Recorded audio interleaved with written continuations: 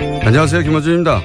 국정원 댓글 수사를 방해할 목적으로 가짜 사무실을 만들고 가짜 서류를 채워 넣었던 수사 방해 사건. 이 사건 관련해 국정원에 파견됐던 변창훈 검사의 죽음을 두고 자유한국당 김진태 의원은 당장 죽음의 구판을 멈추라고 주장했습니다. 자유한국당 법사위원들은 윤석열 중앙지검장과 문무일 검찰총장의 사퇴를 요구하고 나섰습니다. 그래요? 변 검사를 죽음에 이르게 한 절대적 책임은 박근혜 정부 탄생의 정당성을 뒤흔들 댓글 수사를 방해하기 위해서 가짜 사무실 공작을 지시한 정치 세력에게 있는 겁니다. 그 세력이 누굽니까? 범죄를 은폐하기 위해서 영화 세트처럼 가짜 사무실을 만든 공작이 언제 누구에 의해 이루어졌나? 박근혜 정부 임기 초 박근혜 전 대통령이 임명한 남재준 국정원장의 국정원에서 자행된 겁니다. 변 검사 죽음의 억울함을 그나마 풀어주려면 수사를 멈추고 검찰 수뇌부가 사퇴할 것이 아니라 오히려 멀쩡한 검사를 그런 말도 안 되는 공작에 동원했던 자들을 단 한 사람도 빼지 않고 모조리 차단해서 모두 엄벌에 처해야 하는 겁니다. 수사를 멈추란요. 턱도 없는 소리입니다. 김어준 생각이었습니다.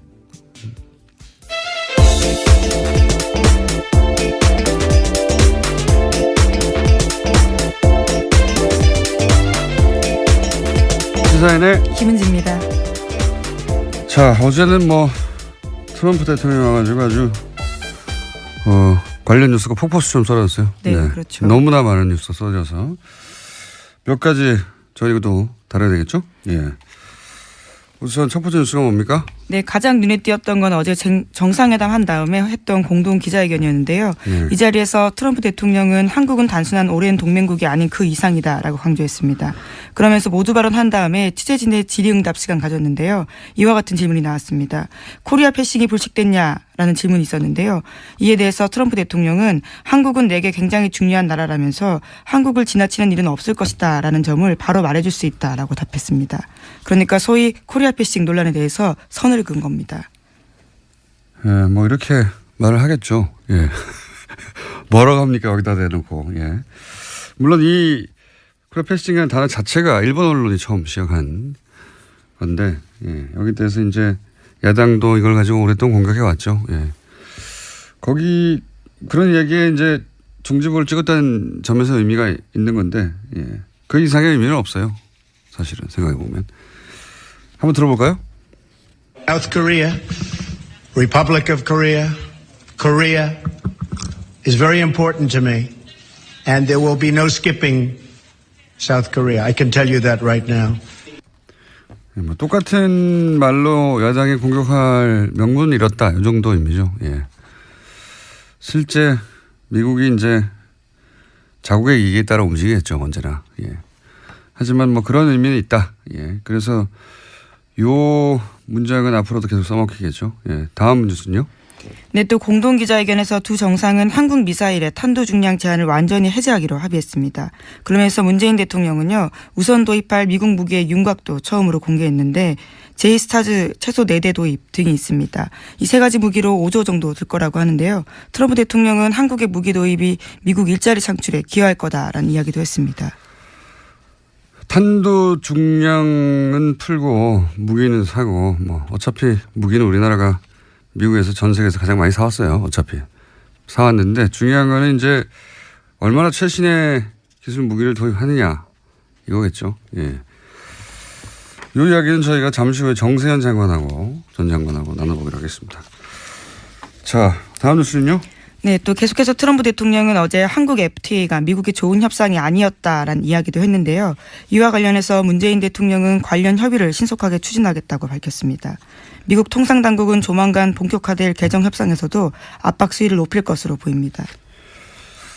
이 발언은 일본에서 했던 발언들에 비하면 아무것도 아닙니다. FTA가 미국의 좋은 협상이 아니다 이런 말을 하고 문재인 대통령은 협의를 신속하게 추진하겠다. 굉장히 원론적인 수준의 말밖에 없었는데 트럼프 대통령이 이제 일본에 방문해서 했던 일들 보면 일본은 저런 굴욕을 겪어도 괜찮나 싶은 아주 웃긴 장면이 굉장히 많이 나왔어요. 아베 총리가 말하는데 중간에 끊고. 그렇죠. 예, 자기가 말한다든가. 미국에서도 그런 보도 많이 나왔어요. 어제 워싱턴 포스트인가요? 예, 거기서도 찾아와서 읽어봤는데, 아베가 트럼프에게 얼마나 잘 보려고 노력하는데 트럼프가 아베를 얼마나 막 취급하는가. 이 기사거든요. 네, 굉장히 민망한 표현이 있었는데요. 전략적 노예 상태에서 비용을 치렀다라는 식의 이야기가 있었습니다. 스트래티직 서브튜드. 예. 네, 전략적 노예 상태요. 네. 발음이 됐나요? 네. 예속 상태. 예. 고급 단행이긴 한데 결국 맞아요. 딸랑이다 이런 얘기거든요. 예. 충실한 조수 역할을 했다. 이런 식의 평가들이 아주 많았습니다. 그런 예를 드는 걸로 기사가 가득 찼어요. 읽어보면 예를 들어서 아베는 미일 간 정상회담에서 역대 가장 가까운 사이다 이런 식으로 표현하면 트럼프는 거기에 보조를 맞춰줄 생각이 없는 것처럼 부른다. 예를 들어서 굉장히 많은 예가 있는데 재밌는 예 중에 하나가 골프를 같이 쳤잖아요. 예. 골프에서도 웃긴 장면 나왔었는데 골프를 같이 쳤는데 모자를 썼을 거 아닙니까? 예, 골프 그렇죠. 모자에다가 이제 쓰고 나서 둘이 각자 모자에 사인을 하는데 트럼프는 모자 챙 한가운데. 너무 크게 썼죠. 한가운데 자기 이름을 크게 써버리는 거예요. 그러면 아베는 쓸 데가 없잖아요. 옆에 귀퉁이도 조그맣게 쓰는 거예요. 사진 봤는데 정말 웃깁니다. 기사 제목 자체가 트럼프의 충실한 조수 역할을 하고 있다. 로얄 사이드킥 그렇게 표현을 했고요. 하여튼 기사 자체를 보면 이거 너무 이 기사 보면 일본인들은 정말 아베 정부를 규탄할 것 같다 싶은데 그런 말은 일본에서 안 나오고 있습니다. 하여튼 접대해봐야 소용없다. 트럼프는 그냥 실무적이고 제대로 적심만 갖춰져서 대접하면 된다. 정확하게 필요한 거 계산해서 주고받는다. 이런 겁니다. 하여튼 관련해서 미국 언론에서도 트럼프가 한국에 가서는 톤다운 했다 이런 얘기가 나오죠. 예, 물론 오늘까지 일정이 있기 때문에 아직은 봐야 되겠지만요. 이제까지의 말폭탄을 터뜨렸던 전례에 비하면 어제 한미 정상회담 결과에 대해서는 미국 언론도 트럼프가 매우 자제했다라는 평가 내놓고 있습니다. 오늘 국회 연설만 넘어가면 폭탄은 터뜨리지 않고 갈 것 같아요. 개인적으로 관련 뉴스가 많은데 이 정도 하죠. 중요한 건 이 정도인 것 같은데 개인적으로 흥미로웠던 장면 두 가지. 하나는 친박단체가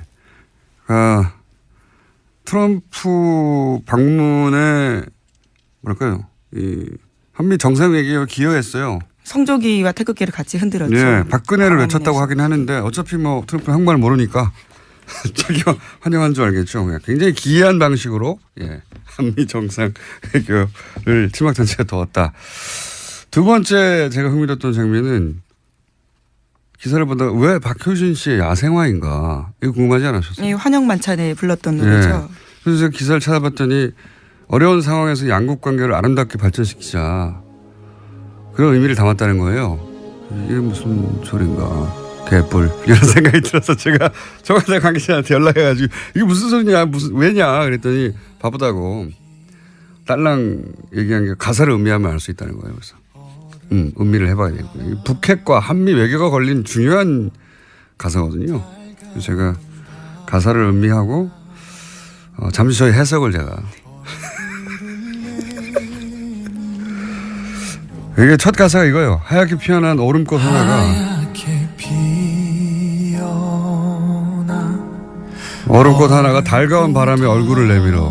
무슨 뜻인 것 같습니까? 제가 이렇게 쭉 음미를 하다 보니까 한 몇십 번 들었거든요. 그렇게까지 공을 들여서. 왜냐하면 이게 중요한 노래라고 하니까 가사를 음미하면. 하얗게 백인입니다. 트럼프예요. 그러니까 개인적인 다 해석이신 거잖아요. 그렇죠? 작사가는 전혀 의도하지 않았던. 그런 거는 물어볼 시간이 없을 거예요. 그분은 어제 공연했기 때문에. 하얗게 백인 트럼프. 피어난 얼음꽃, 피어난 버짐입니다. 겨울에 하얗게 핀 버짐. 낮은 지질 북핵 문제, 피부 트러블이 생긴 거죠. 그 다음에 이제 달이 뭡니까? 문재인 대통령 아닙니까? 별명. 예. 의문의 여지가 없죠. 가운. 의사들이 입는 옷이죠. 가운. 너무 심하신 것 같은데요. 지금 거기에 그렇게. 그래서 문재인 대통령이 가운을 입자 버짐 치료를 해서 얼굴을 내밀어. 예. 정확한 해석을 해보고요. 다음 그래서 쭉 하다가 또 있네. 청와대 관계자가 당황할 것 같습니다. 이렇게 해석까지. 한 줄기 햇살에 목을 녹이다. 그렇게 너는 또 한번 내게 온다. 예. 햇살, 이거 햇볕 정책이죠? 작사가가 전혀 동의하지 않은 해석이라고 여러 차례 말씀드려야 될 것 햇볕 같은데요. 정책 때문에 문재인에게 온다 이런 얘기고요. 그리고 뭐 사랑의 피고 타버리는 불꽃 뭐 이런 거. 타버리는 불꽃 이건 뭐 문자 그대로입니다. Fire and Fury. 네, 화염과 불꽃에 대해서 이야기했습니다. 꺼지는 거죠. Fire and Fury가 여기 와가지고. 예. 나머지 가사 또 여러 가지가 있는데 각자 해보시고요. 예. 굉장히 좀 어려운 대목이 하나 나와요. 요거만 제가 서비스 하나만 더 하면은 메말라가는 준비 잘했어요. 메말라가는 온몸이 타들어가고 이게 좀 어려웠어요. 제가. 뭐냐면은 이 발사체 입장을 표현한 겁니다. 발사체. 우리가 이제 탄도 중량 무제한으로 합의를 했잖아요. 그동안에 사거리가 짧아가지고 발사체들이 도달하지 못하고 목적지에 꺼져버린 발사체의 애환 이런 으로 표현한 거죠. 김어준 공장장의 지극히 주관적인 가사 해석이라고 보면 되겠죠. 저는 이 노래를 듣고 미사일 중량 해제를 예상했습니다. 여러분도 각자 해보시고 예 가사가 중요하다고 하니까요. 아니 가사가 중요하다는데 아무도 해설을 안 해줘가지고 심심해가지고 한번 해봤습니다. 여러분도 각자 버전을 저희한테 보내주시면 소개해드리겠습니다. 자, 다음 뉴스는 뭐 있습니까? 네, TV조선이 계속해서 이건희 삼성전자 회장의 건강이 호전되었다라는 보도를 하고 있는데요. 혼자 휠체어에 앉아있는 모습 등을 내보냈습니다. 이에 대해서 삼성 서울병원 쪽에서도 건강 상태가 호전된 것은 사실이다라고 밝혔다라고 하는데요. 인지 능력이 서서히 회복 중이라고 주장하고 있습니다. 이게 의식불명이 되게 3년이 됐죠. 예. 간간히 이런 뉴스가 나왔어요. 간간히. 예. 앞모습이 안 나옵니다. 예. 이 해석을 듣고 나서 야 술 취한 거 아닙니까? 뭐 이런 문자가 많네요. 예. 야생화에 대한 해석 이런. 여러분도 해보세요. 저한테 뭐라고 하지 마시고 청와대 관계자가 그랬어요. 가사를 음미하라고. 예. 바쁘다고. 음미했더니 이런 해석이 나왔다. 자, 다음 뉴스는 뭡니까? 네, 어제 검찰이 전병헌 청와대 정무수석이 협회장을 지낸 한국e스포츠협회 사무실을 압수수색했습니다. 관련해서 검찰은 전 수석의 국회의원 시절 보좌진이었던 윤모 전 비서관 등 3명을 협회 자금을 횡령한 혐의 등으로 체포했는데요. 전 수석은 이번 사건과 관련해서 어떠한 불법 행위에도 관여한 바가 없다면서 참으로 어처구니 없는 심정이다라고 주장했습니다. 자, 저희 방송에도 출연하셨던 분인데 예. 수사 결과가 나와 봐야 이제 전 수석의 연루는 나올 것 같고 이런 수사는 그런데 오히려 야당을 긴장시킵니다. 원래. 예. 현 정권의 정무수석까지 수사한다 하면 이게 현 정부에 타격을 줄 것 같은데 물론 수석이 직접 연루됐다면 타격을 줍니다. 근데 이제 이런 뉴스 자체는 야당을 매우 긴장시키는 기사죠. 사실은. 자, 다음 뉴스는요. 예, 안철수 국민의당 대표가 당내에서 자신을 향해 나오는 비판과 책임론에 대해서 모든 투덜거리면 답할 필요가 없다라고 밝혔는데요. 예, 관련해서 어제 뉴스공장에서도 유성엽 의원이 나왔었는데 여러 가지 자신의 입장을 밝혔습니다. 어제 만찬에 초대됐던 정당의 대표들 중에 두 분이 못 갔죠. 예. 네, 주호영 원내대표랑요, 또 안철수 국민의당 대표가 각각 무슨 이유죠? 하나는 예, 안철수 대표 같은 경우에 지금 외국에 있었고요. 안철수 대표는 일정 통보를 늦게 받았다 뭐 그런 얘기였던 것 같아요. 그죠? 예. 네. 안철수 대표는 그리고 이제 도착하자마자 수도권 3중 방어망 뭐 이런 얘기 했죠. 그래서 제가 아마 이스라엘 아이언돔을 의미하는 것 같은데 저 국제 분쟁에 관심이 많아서 이 아이언돔에 대해서는 좀 알거든요. 그래서 이제 그럼 아이언돔 알아보러 갔나 보다 하고 일정을 찾아봤더니 에어로스페이스 인더스트리 회사를 갔어요. 예. 여기는 아이언돔 개발사가 아닙니다. 아이언돔은 라파엘이라는 회사에서 개발했고요. 예, 에어로스페이스는 입찰 경쟁에서 라파엘에서 졌어요. 예. 개발은 라파엘이 했다는 걸 좀 알려드리고요. 그리고 아이언돔 자체가 사실은 가자지구 하마스가 쏘는 단가가 몇십만 원짜리 집에서 조잡하게 만든 로켓을 상대하는 거거든요. 예, 탄도탄 상대하는 게 아니고 우리한테 안 맞습니다. 그리고 그 조잡한 로켓도 아이언돔이 제대로 방어를 못했다고 이스라엘 내에서 양심선언 같은 거 많았어요. 모티 셰퍼 뭐 이런 과학자가 라파엘에 근무하던 과학자거든요. 작동 안 한다고. 예. 미국 MIT 유명한 포스덜 교수도 아이언돔 작동 안 한다고 비판했었죠. 예. 저희랑 인터뷰 한 번 했었는데 포스덜 교수 한번 인터뷰해야겠네요. 아이언돔 작동하는가. 약간 두 양반이 못 갔다. 예, 예. 그런 경우가 그렇게 뭐 많지 않거든요. 정당의 대표가 미국 대통령 정도 방문하면 만찬에 거의 100% 참석하는데 두 분이나 못 갔어요. 예, 특이한 경우입니다. 자, 다음 뉴스는요. 네, 지난해 미국 대선 당시 트럼프 캠프와 러시아 간 내통 의혹을 수사하고 있는 로버트 뮬러 특검이요. 이번에 최소 9명 정도를 집중적으로 조사하고 있다고 워싱턴 포스트가 보도했습니다. 여기에는 도널드 트럼프 주니어 또 사위인 제널드 큐시너 백악관 선임 고문 같은 사람들의 이름이 올라가 있습니다.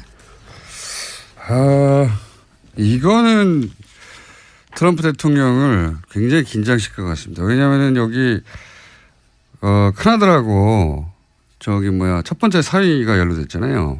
예. 두 사람 다 지금, 청와대가 아니죠. 백악관에서 굉장히 중요한 역할을 맡고 있고, 게다가, 또 포함된 사람이 트럼프 그룹, 자기 회사죠. 그렇죠. 최측근이라고 할 수 있는 사람들입니다. 트럼프 그룹의 부회장이었던 변호사 있거든요. 마이클 코온, 예. 그거 어떻게 딱딱 말해줍니까? 예. 하여튼 자기 측근 인사들이 이제 대거 포함돼요. 여기서 가족들이나 부회장이 또 연루된 걸로 나오면 이건 이제 전국이 어떻게 될지 모릅니다. 이거 최순실 게이트가 그랬듯이 주변부로부터 다가오는 건데 미국 특검은 안 봐주거든요. 예. 어떻게 될지 그런 뉴스도 나왔습니다. 자. 오늘 여기까지 해야 되겠습니다. 시사인의 김은지였습니다. 감사합니다.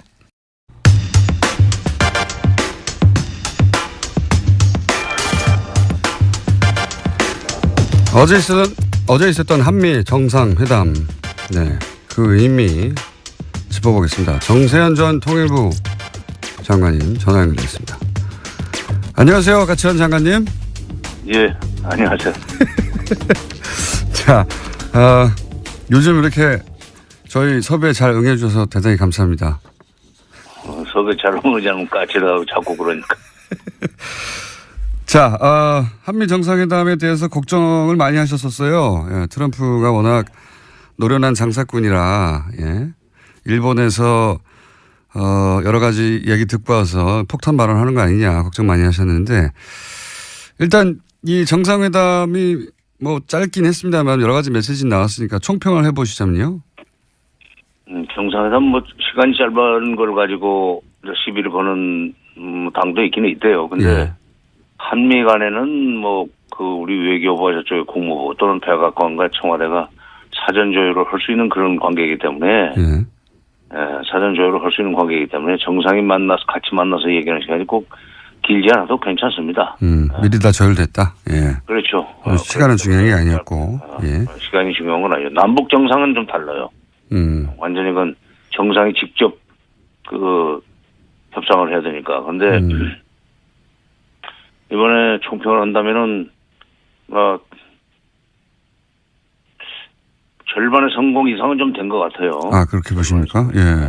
굉장히 까칠하게 평가하시는 분인데 문재인 정부에 대해서도 뭐 그 대북 정책에 대해서 여러 가지 지적하셨는데 요 정상회담은 절반 이상은 성과를 얻었다 이렇게 보십니까? 어떤 부분에서 그렇습니까? 물론 이제 수십억 달러의 무기를 사주기로 한 것은 뭐 사실인 것 같습니다. 예. 트럼프 대통령이 이렇게 터뜨려버려서 네. 알게 됐지만은 사실은 같지만 이번 정상회담에서 그 공동 뭐 기자회견이나 이런 데서 나오는 용어들을 좀 보면은 예, 그동안에 대미 일변도 외교에서 좀 벗어난 거 아니냐 하는 생각을 합니다. 어떤 점에서 그렇습니까? 균형 외교는 아니다 하는 얘기를 이제 뭐 길게 설명했지만 뒤에 가면은 외교의 지평을 넓힌다는 표현을 썼어요. 그렇죠. 예. 예, 그 지평을 넓힌다는 얘기를 했는데 그거는 대미일변도역에서 좀 벗어나가지고 중국과의 관계도 또 러시아의 관계도 또는 뭐 동북아 국가들과의 관계를 좀 더 활성화시켜 나간다는 그런 뜻으로 해석을 해야 될 것 같고, 그거는 그 31일 날 있었나요? 30인가? 31인가?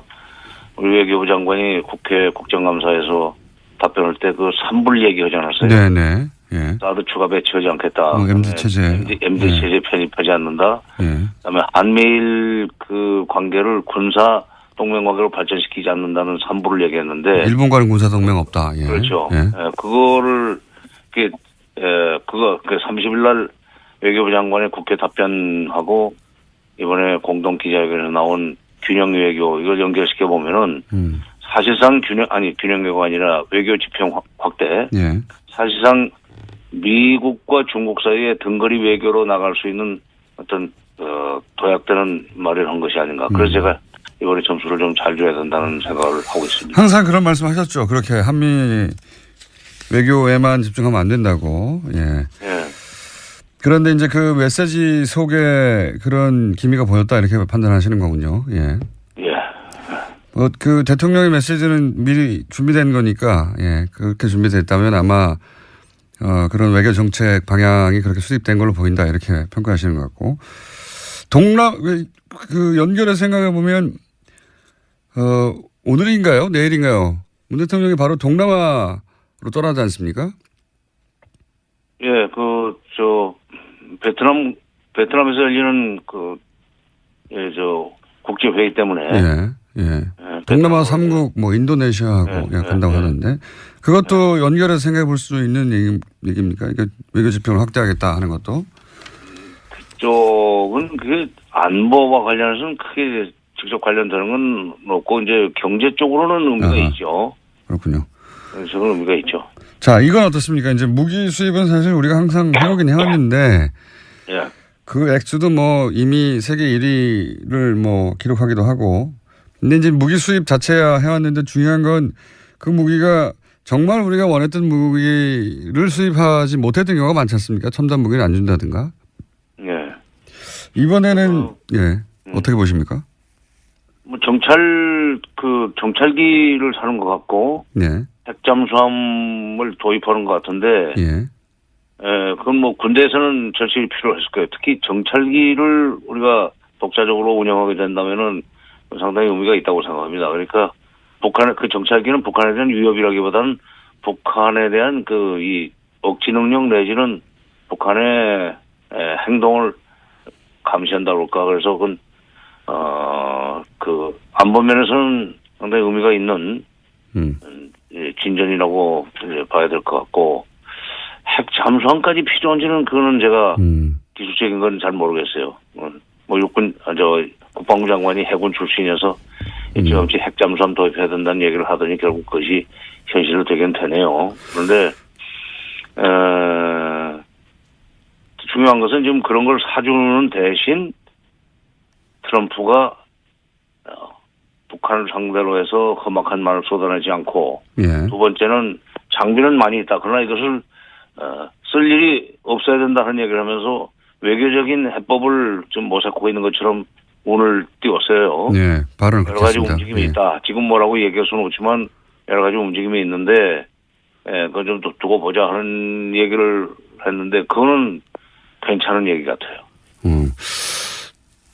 미국 언론도 그런 반응인데 이제 트럼프가 톤다운을 하고 외교적으로 문제를 풀어야 한다는 식의 메시지를 내긴 냈으니까요.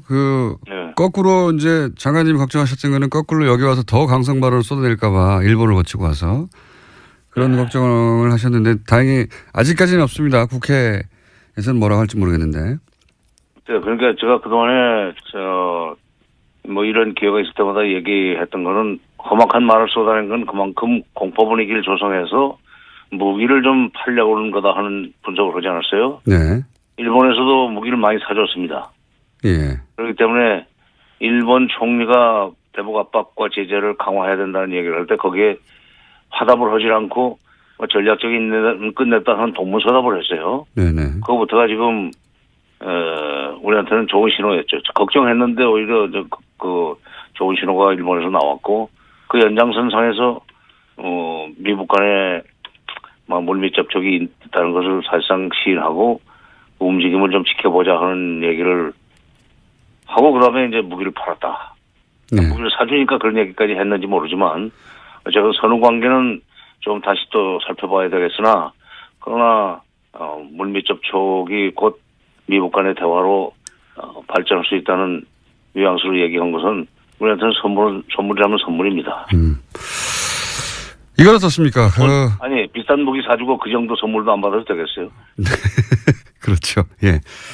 사실 무기는 계속 사왔긴 합니다만 생색을 자기도 이제 미국에 무기를 이렇게 많이 팔았다. 미국에 돌아갈 때 그런 성과를 자랑해야 되겠죠. 그러면 솔직해요 그 사람. 예. 이제 앞으로 일자리가 많이 늘어나겠다는 얘기는 무기 공장을 더 키울 수 있다는 얘기가 됐는데. 네네. 어쨌든 그런 사람들, 그러니까 백인의 노동자들이 그 트럼프의 지지 세력 아닙니까? 그 사람들을 그렇죠. 의식하고 한 발언이에요. 그렇겠죠. 그리고 무기는 그렇다고 치고 그러면 우리가 얻어낼 게 뭐였냐? 이게 이제 소위 대화 관련 발언들 그리고 이제 강성방을 늘어뜨리고 그리고 북한과 외교적으로 해결하겠다 이런 걸 얻어낸 걸라고 보는데 또 한 가지가 거론되는 게 코리아 패싱에 대한 끊임없는 얘기가 나왔었는데 예, 이 얘기를 적어도 그 회담에서는 없다고 선언한 것은 어떤 효과가 있을까요? 글쎄 면전에서 그 코리아 패싱 하겠다고 얘기하겠습니까? 저도 그렇게 생각합니다. 네. 아니 나중에 헐망정 그렇게는 안 하죠. 예. 아니 코리아 패싱이라는 건 그리고 우리가 잘못해가지고 코리아 패싱 당하는 거기 때문에 예. 앞으로 한미 관계, 한중 관계 또는 남북 관계를 잘 꾸려 나가면은 코리아 패싱은 안 일어나죠. 그러니까 코리아 패싱은 우리 하기 나름입니다. 예. 그리고 이제 우리를 제끼고 할 수만은 없어요. 우리가 잘 감시를 하고 남북 관계를 잘 관리해 나가면은 코리아 패싱은 안 일어나죠. 국내 정치적 효과 정도는 있겠다. 저도 그렇게 생각합니다. 네, 야당에서 계속 공격하던 것에 대해서 트럼프 대통령이 했던 말들을 틀어주면서 이제 더 이상 그런 말 하지 말라고 하는 국내 정치적 효과는 있겠지만 정말로 미국이 그런 마음 먹고 하게 되면 막을 길은 없죠. 예. 이건 어떻습니까? 코리아 패싱을 사전에 알려주고 하는 법이 어디 있어요? 그러면 코리아 패싱이 이미 아니기 때문에 그렇죠. 예, 그런 일이 일어나지 않도록 하는 게 우리 외교력이다.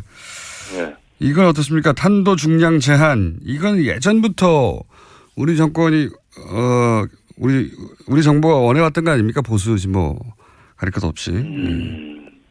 그래도 나는 공짜 아니라고 생각해요. 예, 무기를 많이 사준 대신 이 정도는 얻어냈어. 무기 사는 얘기니까. 그다음에 기술 제공 문제이기 때문에 예. 공짜는 아니지만은 보수 쪽에서 그런 것을 좀 늘리게 되면은 안심이 된다고 그걸 많이 주장을 해왔었는데 그래서 우리 국내에 또 보수를 끌어안으면서 문재인 정부가 좀 더 전향적인 대북 정책이라든가 북핵 정책을 추진해 나갈 수 있는 기반은 될 겁니다. 일하려면 돈 써야죠. 돈 들어가는 거예요, 그것도. 예, 일하려면 돈 써야죠. 아주 간단하게 정리해 주셨는데. 예. 아니, 자식을 키우려면은 쓸 돈 안 쓸 돈 다 쓰면서 키우는 거 아니에요. 그러니까 나라를 운영하려면은, 더구나 외교하려면 쓸 돈 안 쓸 돈 써가면서, 한 걸음씩 앞으로 나가는 건데, 그렇게 탄도 중량 늘리는 것도 무기 구매 또는 기술 지원 차원에서 이해를 해야 되는 거고, 그렇게 해가면서 외교에서 조금 독자성이라고 그럴까, 대미 의존성을 탈피할 수 있다면, 장사로 치면 남는 장사죠. 손해는 안 봤어요. 손해는 안 보셨다고 중평을 하시는 거군요. 예. 예. 나도 이제 존말 해줘야지. 너무 크게 하니까 섭섭하다고 그래서 안 돼요. 아니, 그건 일부러 그런 건 아니고 이번은 잘했어요. 예, 알겠습니다. 장관님이 잘했다고 하시니까 평상시에 쓴소리 많이 하시다가 이번 정상회담은 나쁘지 않았나 봅니다. 마지막으로 한 가지만 더 여쭤보면 지금 이제 뭐 북한과 우리 정부도 비공식 접촉이 있었다고 하고 지금 미국도 접촉이 있다고 얘기하고 있는데 이 물꼬가 언제쯤 트일까요? 어떻게 보십니까? 그동안 오랜 경험으로 보실 때. 그래서 이제 그 미중 정상회담까지 지켜보고 나서 전망을 해야 되겠지만 예. 아마도 이 평창 올림픽 문제를 가지고 남북이 좀 만나야 될 거예요. 평창. 예, 예. 그러면 2월이지만 그 사전 준비하려면 얼마 시간이 없습니다. 네네. 특히 처음에 문재인 대통령은 좀 단일팀을 구성하자는 얘기를 했지만 그건 현실적으로 조금 어려울 거예요. 선수들이 별로 안 좋아합니다. 단일팀은. 네. 자기가 나갈 수 있는 찬스가 그만큼 줄어드니까. 그러나 분산 개최 내용상 분산 개최고 공동 개최는 가능할 거예요. 그래서 제가 저희에게는 건네볼 수 있지 않은 그 생각을 하고 있는 것이 뭐냐면 지금 김정은 시대에 돌아서 김정은이 작심을 하고 개발한 것이 마식령 스키장입니다. 아하. 예. 그 비행장도 만들었어요. 갈마 비행장이라고 원산 쪽이죠. 그러니까 우리가 그 평창 올림픽을 위해서 뭐 용평 쪽에다 스키장을 크게 건설한 것은 아깝지는 하지만 예. 그쪽에서 경기 일부를 하는 식으로 해서 공동 개최 형식으로 하면은 북한이 상당히 매력적으로 생각하고 대화를 시작할 수 있지 않겠는가. 그래서 그걸로 알겠습니다. 화두를 열어놓고 그다음에 설계기 이산가족 상봉을 위한 적자회담은 다시 한번 건네볼 필요가 있지 않나 하는 생각이 드네요. 알겠습니다. 오늘 여기까지 듣겠고요. 예. 평창 올림픽을 잘 활용해야 된다는 얘기는 다시 한번 저희가 연결해서 자세히 들어보도록 하겠습니다. 오늘은 여기까지 하겠습니다. 감사합니다. 예. 지금까지 정세현 전 통일부 장관이었습니다.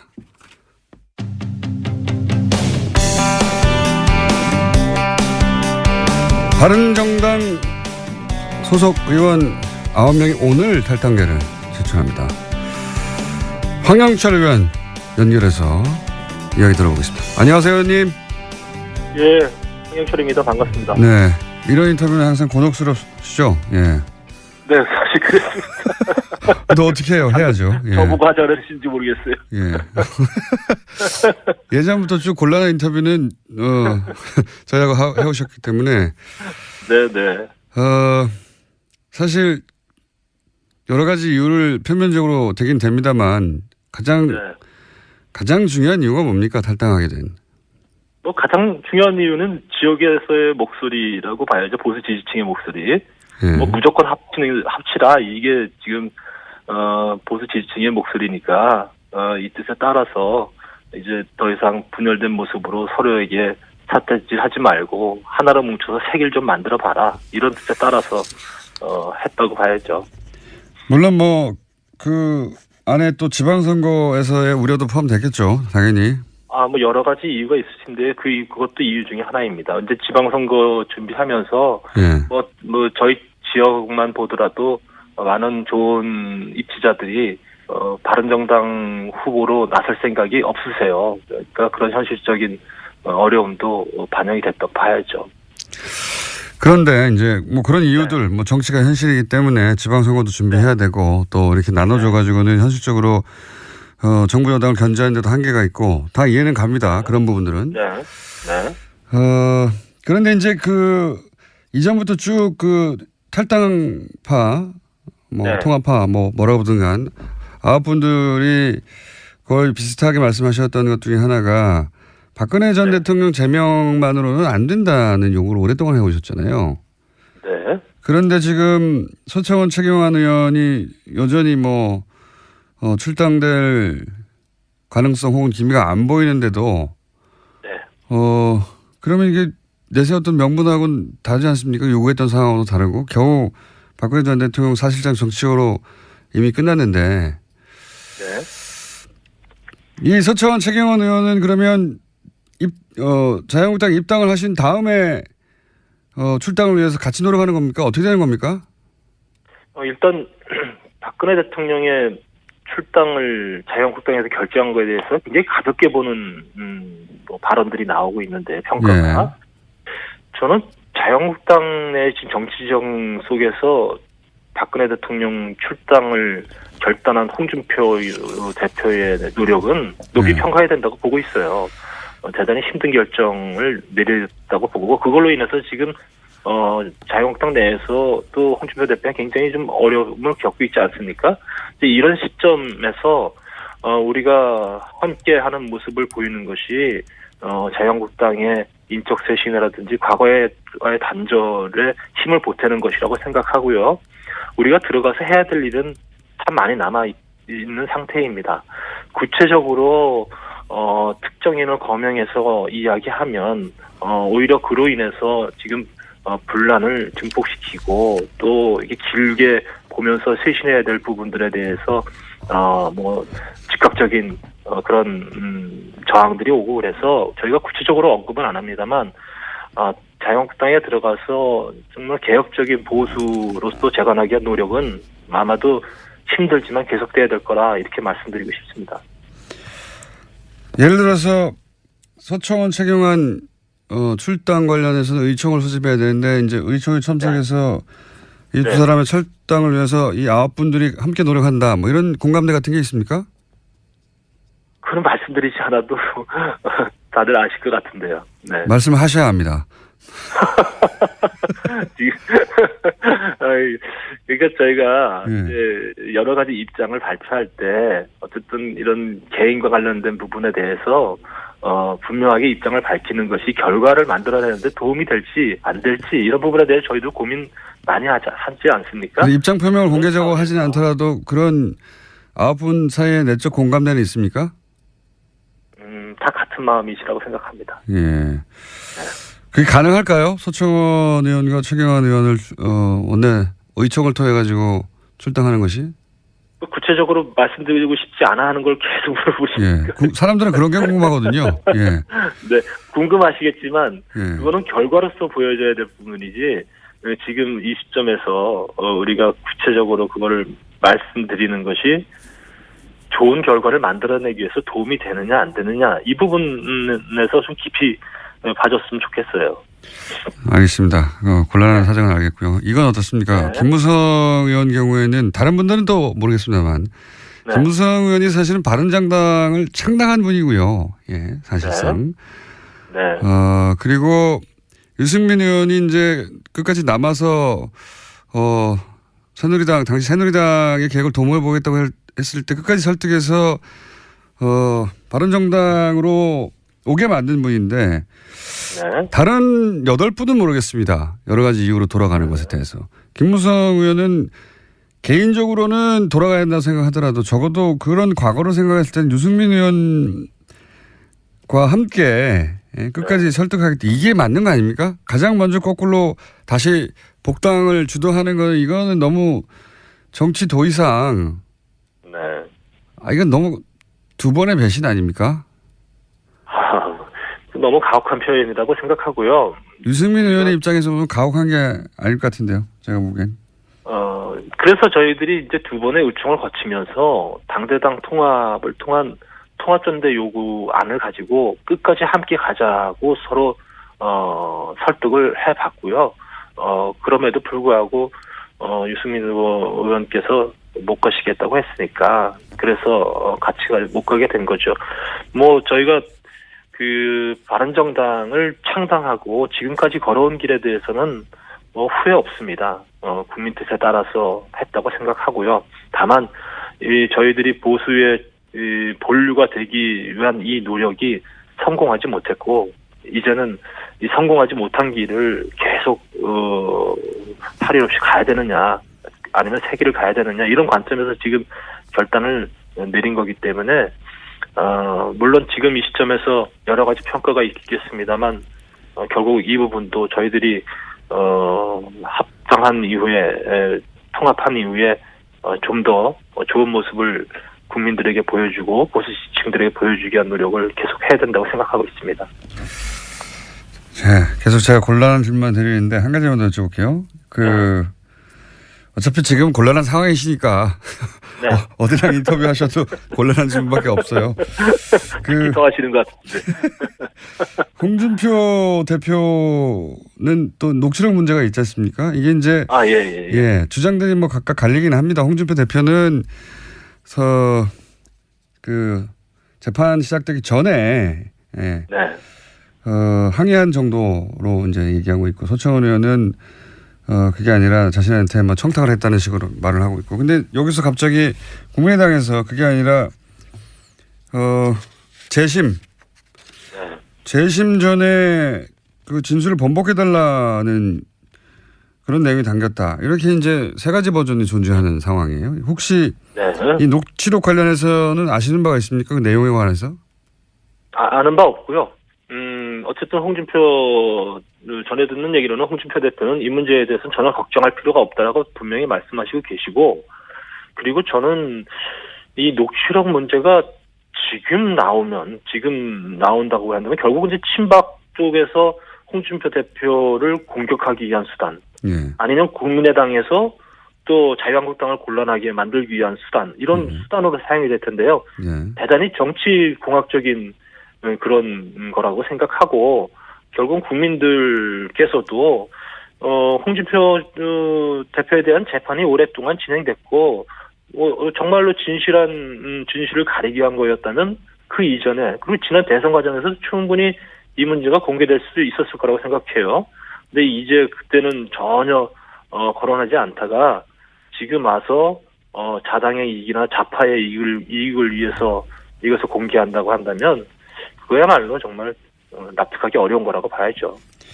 뭐 카드는 결정적일 때 쓰는 거니까요. 쓰는 사람의 마음인데 하여튼 모르신다고 하니까 그거는 이제 거기까지만 질문드리고, 제가 이제 이런 질문을 드렸던 이유는 이제 혹시라도 홍준표 대표 녹취록 때문에 이제 골라질 상황이 발생할 수 있다. 그럴 경우에는 지금 복당한 혹은 뭐 김무성 의원 같은 분이 자유한국당의 당권을 잡을 수 있지 않을까. 그래서 복당하는 거 아니냐. 이런 해석들이 있길래 한번 여쭤본 겁니다. 논리의 비약은 끝이 없다고 생각하고요. 알겠습니다. 지금 저희들은 뭐 홍준표 대표를 잘 지키고 힘을 갖고 자유한국당 바꾸고 보수 재건하는데 힘 보탤 거고요. 김무성 대표께서도 무슨 당권 욕심 이런 거 지금 전혀 없다고 분명하게 말씀하시고 계시니까 그건 분명 잘못된 해석이다 이렇게 말씀드립니다. 알겠습니다.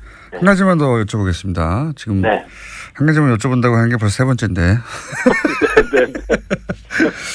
추가 탈당이 있습니까? 그건 제가 장담할 수가 없어요. 워낙 이제 많은 고민들을 의원님들께서 하고 계시기 때문에 장담할 수는 없는데, 다만 지난번 두 번의 의총 과정 속에서 대체적으로 자유한국당과의 통합이 답이다 이렇게 생각하는 의원들이 몇 분 계셨기 때문에 그분들은 지금 많은 이제 고민들을 하고 계실 거다 이렇게 생각합니다. 그러니까 추가 탈당은 언제인지는 모르겠지만 시점의 문제일 뿐 이루어질 가능성이 높다 이렇게 보시는 거군요. 가능성은 높게 보는 게 맞는 것 같습니다. 시점은 모르시고요. 제가 많은 고민을 하고 계신 의원님들의 입장을 제가 다 확인할 수는 없고요. 규모는 어떻게 예상하십니까? 몇 명에서 몇 명까지? 적게는 뭐 몇 명에서? 저희가 그날 의총 과정에서 확인한 바로는 자유한국당과의 당대당 통합을 하자고 말씀하신 중립지대 의원님들이 5분 정도는 더 계시거든요. 5분. 다 가능성 있는 분들이라고 보시는 거군요. 글쎄, 그것이 자유한국당과의 지금 상태에서 자유한국당의 입당의 결정을 내리는 그런 방향으로 갈지는 정확히는 제가 말씀드릴 수는 없고요. 다만 가능성은 높다 정도로 말씀드릴 수 있을 것 같습니다. 가능성은 높다. 연결한 김에 40초밖에 안 남았는데 곤란한 질문일 텐데 현재 재판 어떻게 진행 중입니까? 의원님 정치자금법 관련해서? 진행 중이고요. 저는 담담하게 제가 할 수 있는 소명 최선 다할 것이고요. 그리고 법적인 판단에 따라서 또 잘 따라야 되겠죠. 좋은 결과가 나올 수 있도록 최선을 다하고 있습니다. 알겠습니다. 자, 오늘은 전화 연결해서 가볍게 했고요. 가벼운 거고요. 저기 스튜디오에 한번 나와서 예. 네. 하드 스파링 한번 하시죠. 네, 조만간. 아유, 네. 감사합니다. 알겠습니다. 감사합니다. 네, 지금까지 황영철 의원이었습니다. 저 누가 발견? 자, 노르가즘 정의당 노회찬 원내대표 나오셨습니다. 안녕하십니까? 예, 안녕하십니까? 예, 출입문 닫습니다. 어떻습니까? 기가 막힙니다. 지하철 탈 때마다 들을 수 있는 예. 예. 지하철 공사에서 의문을 제기하는 거죠. 예, 출입문도 절규한다. 출입문 닫습니다. 예. 저희가 이 정도입니다. 곳곳에 숨어있는 닫스의 비밀을 밝혀내는.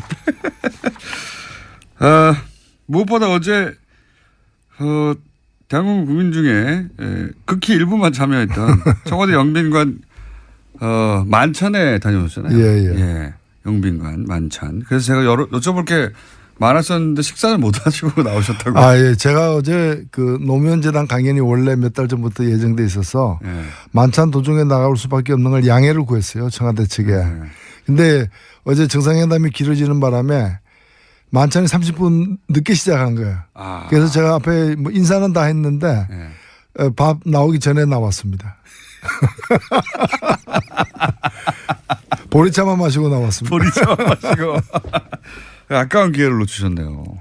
예, 뭐 그래도 뭐 예. 아, 그럼 물어볼 게 없네. 그럼 만찬에 앉아 계시다 그게 나오신 거잖아요. 보리차 마시고. 예, 아니 그 앞에 이제 여러 오랜만에 보는 분들 많이 이제 인사도 나누고 이제 그런 건 다 했죠. 그런 거가 중요한 게 아니지 않습니까? 밥을 먹고 맛이 어땠나부터 시작해가지고 음식은 똑같은 거 먹었을 거 아닙니까? 만약에 먹는다면 그죠? 트럼프 대통령이 먹는 거나 그렇겠죠? 설마? 보통 그런데 예. 그렇죠. 예. 아, 아깝네요. 괜찮습니다. 뭐. 어제 있었던 정상회담의 전반적인 뭐 평가를 한번 해보시면요. 예, 미리 조율을 많이 했던 것 같습니다. 예, 그거는 그냥 이루어진 일이 아니거든요. 그렇죠. 예. 그리고 제가 뭐 그 전에 이 정부 관계자들 만나서 얘기 들을 때도 이제 그런 좀 의도나 이런 계획들을 들었는데 이 그 정상회담이 굉장히 중요한 하나의 고비예요. 그렇죠. 예, 여기서 또 트럼프 말폭탄 터뜨리고 하면 난리 나는 거죠, 우리도. 그래서 상당히 이렇게 이 뭐 자극적인 말을 갖다 안 하게 한다거나 또는 북핵 문제에 대한 언급, 북한에 대한 언급 또는 중국과 관계 또는 우리하고 일본의 특수관계에 대한 이해 이런 점에 관해서 좀 보이지 않는 그런 사전에. 선에서 상당한 작업을 해온 결과가 어저께 드러난 게 아닌가 이렇게 보여집니다. 그런 우려되는 지점들에 대한 논의가 오랫동안 있었군요. 그래서 이제 우리가 보기에는 문제될 발언들이 전혀 안 나온 거의 없었다고 봐도 과언이 아닌데 사실은 그 코리아 패싱 없다는 발언이 국내 정치적으로는 의미가 있겠죠? 그렇죠. 이 코리아 패싱이라는 게 사실은 이게 우리 역사에서 코리아 패싱 대표적인 걸 얘기하라면은 1953년 한국 전쟁 중에 미국이 이승만 정부를 따돌리고 북한하고 이렇게 협상해가지고 휴전해버린 거예요. 휴전 협정 당사자가 아닙니다 우리가. 이게 말도 안 되는 전형적인 건데. 이제 코리아 패싱이고 이제 그래서 이승만이 반발해가지고 방공포로 석방하고 막 이렇게 한 건데. 그 절대적인 코리아 패싱이죠 사실. 그랬던 거죠. 전쟁하다가 협정을 맺는데 어떻게 당사국을 뺍니까? 맞습니다. 그런데 이제 지금에 와서 코리아 패싱이란 거는 이 한반도 문제를 해결하기 위해서 한국을 빼고 미국과 북한 직접 협상한다. 뭐 이런 건데 그럴 상황이 전혀 아니거든요. 오히려 우리가 이제 그런 평화 병행론을 주장하고 미국은 그거에 대해서 현재 트럼프 정부는 별로 선택하지 않고 있는 상황인데 이 코리아 패싱은 야당 그 보수 야당들이 문재인 정부를 갖다가 공격하기 위해서 그런 프레임이죠. 그 외교를 잘못하고 있다라고 해서 코리아 패싱이라고 근거 없이 얘기해 왔던 건데 그게 별로 사실이 아니라는 게 이번에 트럼프에서 확인된 거죠. 국내 정치적으로 이제 그 얘기하면 뭐 트럼프 발언을 계속 들이대면 될 것 같고 또 한 가지 이제 많이 논의되는 게 이제 미국은 무기를 팔고 우리는 뭐 대화로 하겠다거나 혹은 뭐 코리아 패싱 없다거나 뭐 탄도 중량 제한 합의를 받아냈다든가 이게 계산서가 주고받은 게 이게 그래서 이게 수익 타산이 맞느냐 우리 입장에서 뭐 이건 어떻게 평가하십니까? 제가 그 월요일 날 예. 그 청와대 국감이 있었어요. 예. 국감에서 이 얘기를 갖다가 제가 미리 했었습니다. 장하성 정책실장한테 트럼프 다루는 법 예. 해가지고 트럼프 다루려면 트럼프처럼 해야 된다. 트럼프처럼 해야 된다. 예. 그래서 첫 번째 뻔뻔해져야 된다. 뻔뻔해져야 된다. 예. 우리 대통령은 젠틀맨이잖아. 그래서 그렇게 하면 안 된다. 뻔뻔해져야 된다. 그 다음에 이제 벼랑 끝까지 가면 같이 가야 된다. 먼저 스톱하면 안 된다라는 건데 대표적으로 한미 FTA 같은 거는 한미 FTA를 통해 가지고 우리도 이득을 얻었지만 미국이 더 큰 이득을 얻고 있는 거거든요.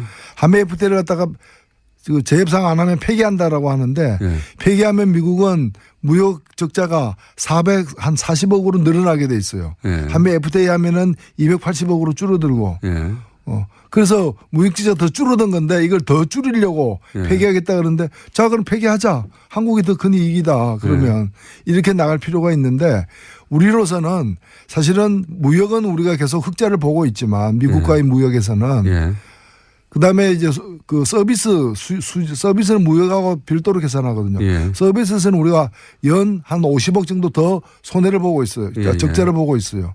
근데 이것만이 아니라 무기는 우리가 미국 무기를 전 세계에서 가장 많이 수입하는 나라예요. 오랫동안 그래왔습니다. 오랫동안 그래왔고 한미 FTA 이후에 이게 더 늘어가지고 1년 국방비 예산은 10%를 미국 무기 수입에 쓰고 있고 이게 우리가 연 50억 달러 정도를 쓰고 있는 거예요. 최근에는. 그래서 무기 FTA 적자 얘기하면 무기 얘기를 갖다 꺼내시라. 그래서 이걸 가지고 무역 적자를 막는. 근데 지금 그 전략을 갖다가 이 트럼프가 이 영악한 트럼프 대통령이 쓰고 있는 것 같아요. 그래서 거꾸로 쓰고 있는 거예요. 그래서 이 얘기는 뭔가 하면 무역 적자를 갖다가 더 줄이는 것이 불가능하다면은 무기를 더 수입해라. 이 얘기인데 그 무기를 덜 수입하면은 그 무역과 관련해 가지고 특히 축산이라거나 미국이 노리는 게 몇 개 군데가 있어요. 그걸 갖다가 우리는 더 강하게 개방을 요구하겠다. 근데 그 개방하면 국내에서 또 농민들 난리잖아요. 똑같은 방식으로 상대해야 된다. 네. 그렇죠. 무기와 FTA를 연계한 것은 트럼프 대통령이 지난번부터 했던 일인데 우리도 그럼 거꾸로 그럼 무기 많이 사줄 테니까 FTA 그럼 우리한테 양보해 이렇게 나가야 된다. 그런 건 아닌데 무기를 많이 사는 게 좋다고는 보는 건 아닙니다. 다만 우리에게 필요한 무기들이 있죠. 이번에 예를 들면 그 정찰 자산 같은 거는 우리가 이제까지 미국이 우리한테 팔지 않았던 것이기도 하고 우리가 굉장히 부족한 부분이고 그래서 그런 점에서는 저는 뭐 자주 국방을 위한 어떤 국방력 강화 차원에서도 필요한 대목이라고 봅니다. 알겠습니다. 그럼 종합적으로 판단해서는 성과는 뭐 아직 국회 연설이 남았는데 그건 뭐 연설이니까요. 지금 사실상 오늘 국회 연설까지도 사실 보긴 해야 되는데 지난 일주일 전에 11월 1일 날 대통령이 이제 국회 시정연설하러 와가지고 사전에 여야 대표들하고 간담회를 했어요. 그때 아주 인상적인 얘기를 했는데 언론에는 보도가 안 됐더라고요. 안 됐는데 그 내용이 뭔가면은 외교 문제와 관련해서 그동안에 이 야당들이 굉장히 많이 그 정부를 추궁했는데 외교 문제는 시간이 필요한 게임이다. 이번에 중국과의 어떤 이 사드 문제에 대한 대타협이 있었고 그다음에 이 트럼프가 한국 방문하는 것 이 두 가지 사건이 한 고비를 넘기게 되는 사건이 될 거다. 그래서 이제는 그동안에 이제 도대체 뭐 하냐 특히 외교 안보란이 취약한 거 아니냐 이런 추궁을 많이 받았는데 이번에 결국에는 물밑 작업으로 사드를 원만하게 일단은 봉합을 했잖아요. 그다음에 이 뭐 위태위태한 어떤 그런 길을 걷던 트럼프와 관련해서도 아직은 확연하게 다 확인된 건 아니지만은 일정하게 트럼프와 우리의 어떤 입장의 차이를 이제까지의 과정보다는 많이 좁혀내는. 뭐 제재는 강화하지만 대화의 노력도 계속하겠다. 뭐 이런 그렇죠. 이런 메시지가 나오긴 했습니다. 군사적 옵션의 가능성은 이제 그거는 이론상으로만 존재를 하는 거고 현실에서 실질적으로 추진하고 있지 않다는 건 이번에 계속 확인되고 있는 과정이 아닙니까? 이런 것들이 좀 한 고비를 갖다가 이렇게 매듭을 짓게 되는 그런 국면이 아닌가 이렇게 보입니다. 알겠습니다. 굉장히 중요한 그런 점에서 보자면 굉장히 중요한 전개가 될 방한이었다고 평가를 하시는 건데 그런데 그 중요한 자리에 어제 주호영 원내대표하고 안철수 대표가 같은 대표급에서 보실 때 참석을 안 한 거에 대해서는 어떻게 보십니까 각각?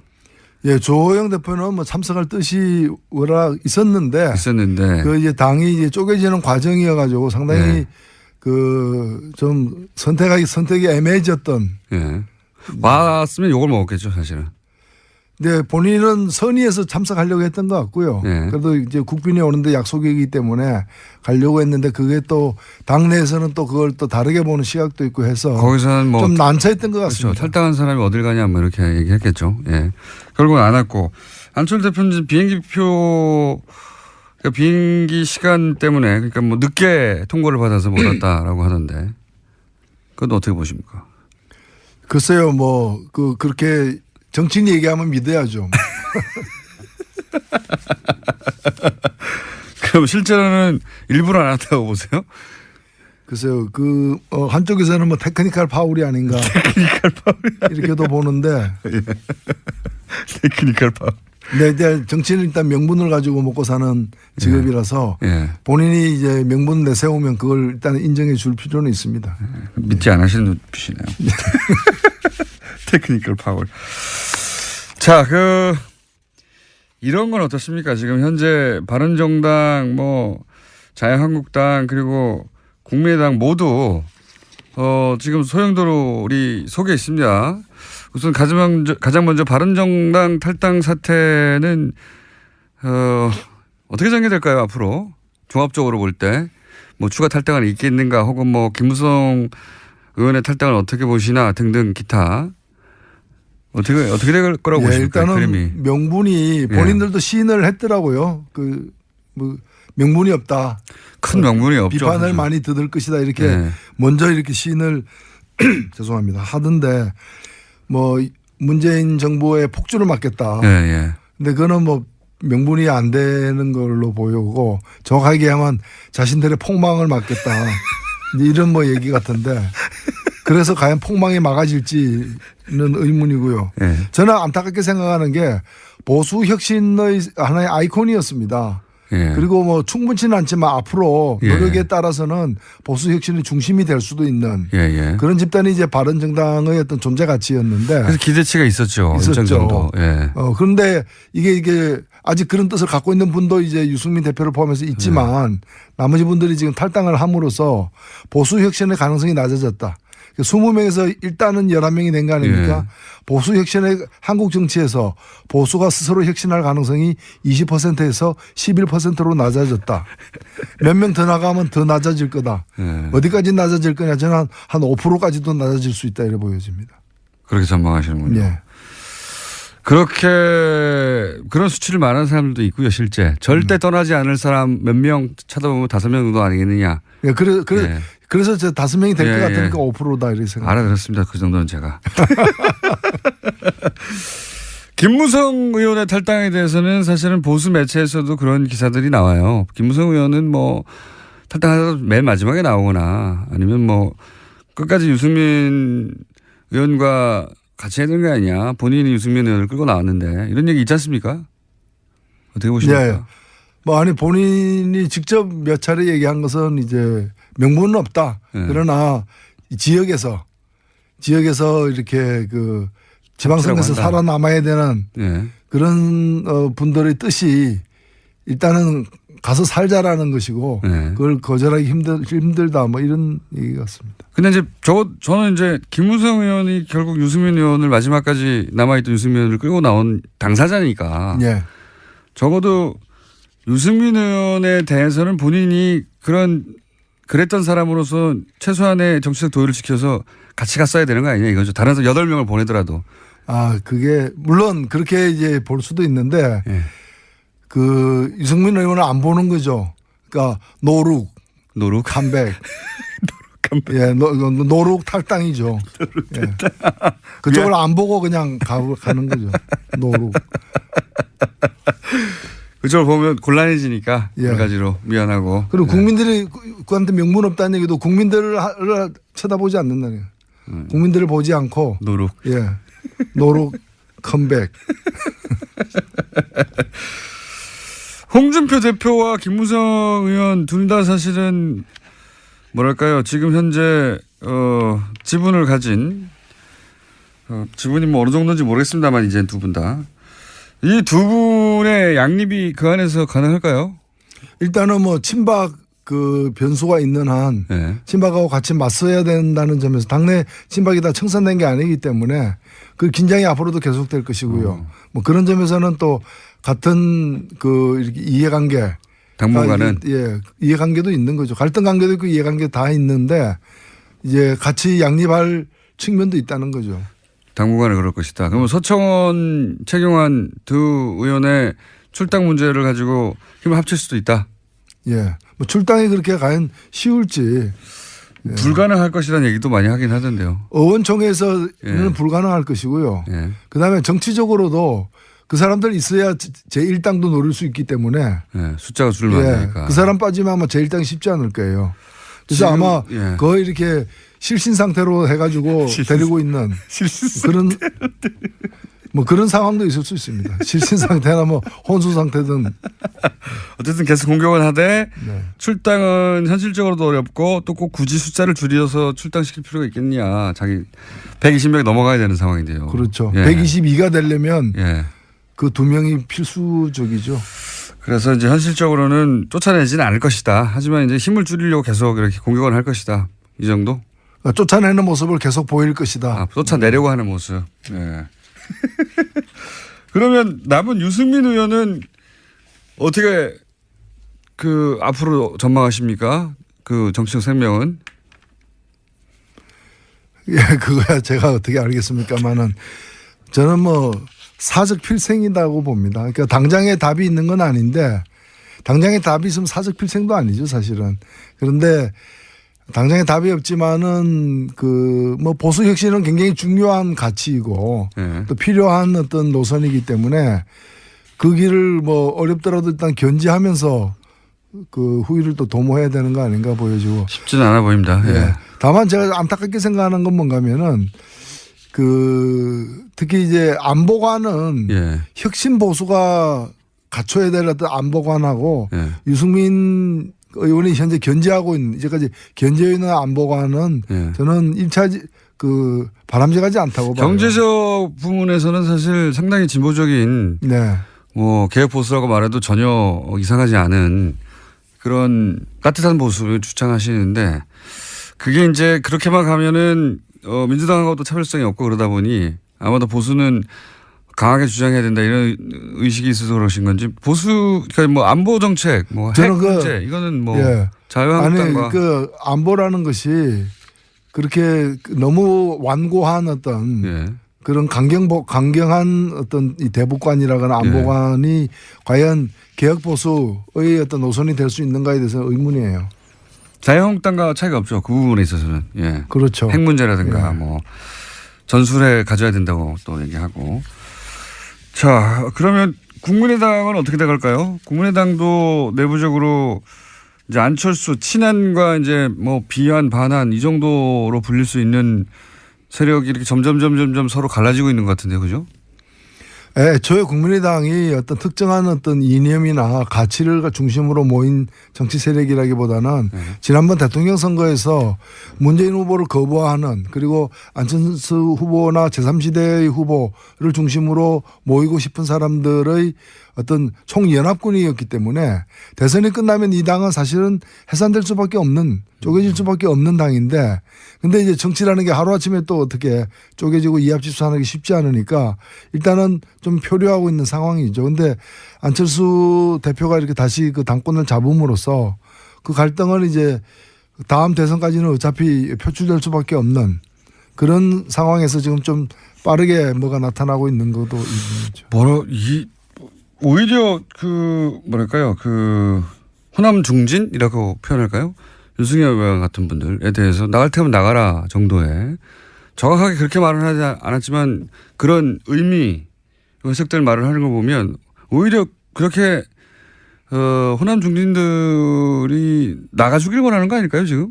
그래 그 자리를 또 바른정당으로 채운다든가 뭐 이런 식의 구상을 하는 거 아닐까요? 그렇지 않고서야 예, 뭐 그쪽에 이제 좀 미련을 이제 버리는 게 아닌가. 왜냐면은 그쪽을 계속 쌓고 있으면 이제 지금 안철수 대표가 가고 싶어하는 관심을 갖는 이 바다는 예. 바다 그 블루오션 안철수 후보에게 대표에게 블루오션은 그쪽이 아니에요. 예. 그렇죠. 그쪽이 아니라 이 보수의 본토죠 사실은. 지금 그동안의 적폐 지금 진행되고 있는 적폐 청산을 복수라고 얘기하잖아요. 그렇죠. 이거는 자유한국당의 원인인데요. 예. 그건 그야말로 자유한국당 내에 친박 중심으로 하는 거는 보수 강경파들의 시각이거든요. 예. 시각인데 그쪽에 추파를 던지는 거라고도 저는 보여지는 거고 향후에 다음 대선을 위해서도 확장해야 될 영역을 그쪽으로 보고 있다는 거죠. 그러니까 마음은 콩밭에가 있는데 그 콩밭이 호남이 아니라 이제 강경보수 쪽에 가 있다고도 보여집니다. 그렇기 때문에 그러면 그쪽으로 가면서 계속해서 그 호남을 끼안고 갈 수 있느냐 선택을 해야 되는 거죠. 그러니까 이쪽보다는 저쪽이 땅이 더 넓다고 보는 거고. 그런 딜레마에 부딪혔다. 네. 자, 좀 한번 지난 한 주 동안 정치면을 휩쓸었던 주요한 이슈들을 하나씩 짚어봤는데 저희가 하나 더 준비한 게 있습니다. 국감에서 의원님이 버럭하신 장면이 있어요. 일단 잠깐 들어보시고. 동성애 찬성하십니까? 동성애를 반대하십니까?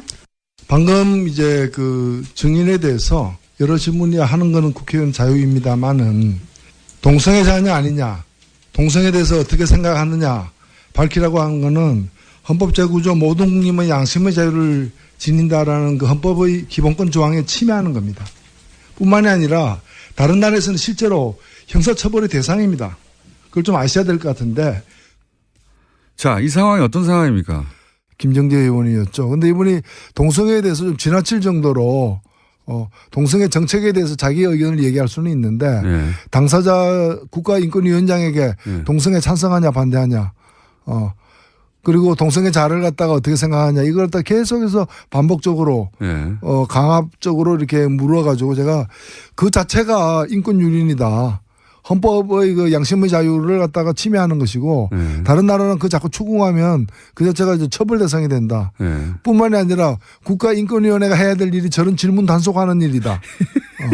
그러라고 국가인권위원회가 있는 거다. 실제로 저기 차별금지 조항에도 그렇죠. 어긋나는 것이거든요. 그래서 그런 지적을 했었죠. 자,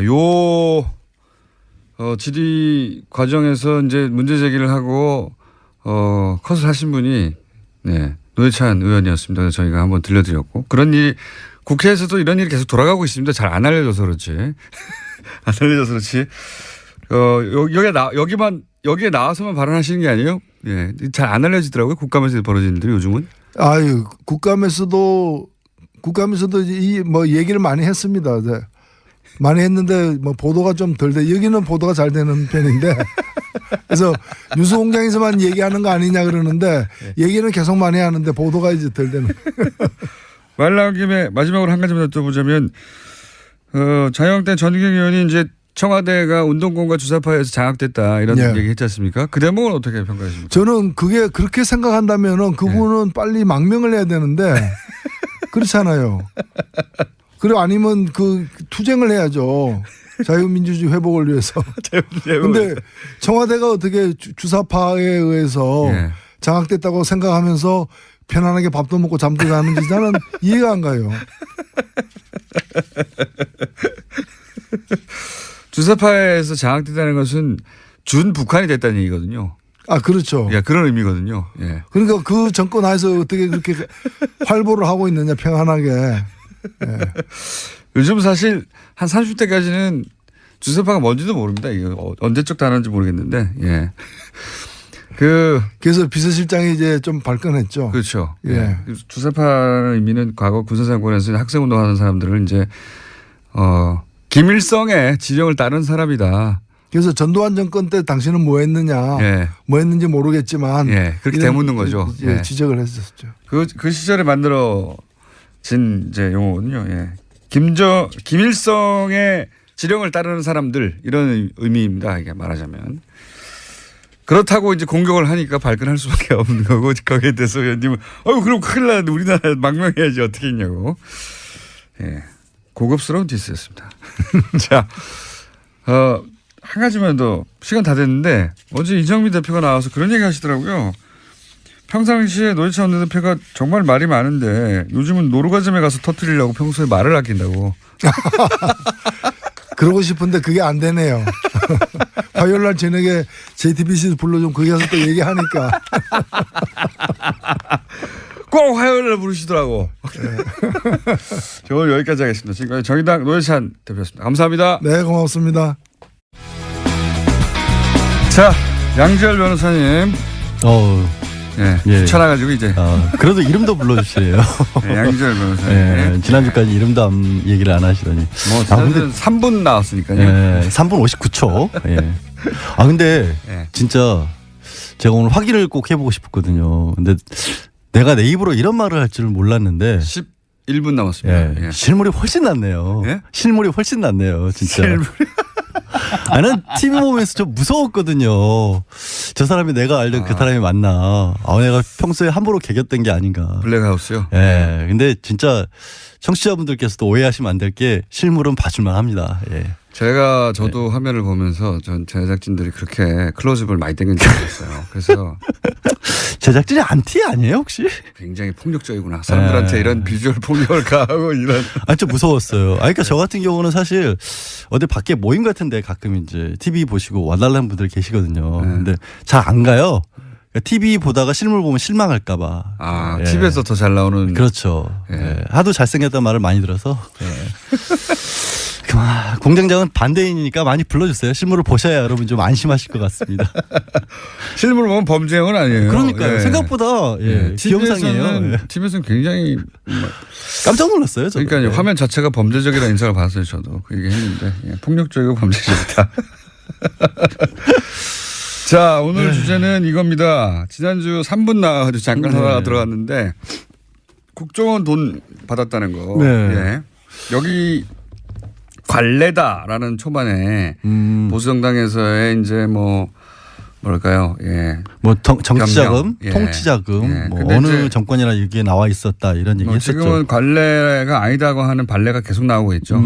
재무팀장도 몰랐다고 하더라 그 돈을. 그러니까 소위 명절날 떡값으로 줬다거나 이게 아니라는 거죠. 몰랐다고 하니까. 정치자금, 통치자금을 하려면 그게 올바른 관행이 아니더라고 하더라도 받은 사람이 있어야 되잖아요. 그러면 예를 들어서 지금 자유한국당의 정우택 원내대표 처음 얘기가 터졌을 때 지난 정권부터 있었던 통치 관행이다라고 얘기했는데 그러면 이렇게 얘기를 했어야죠. 나도 얼마 받았다. 박 전 대통령한테.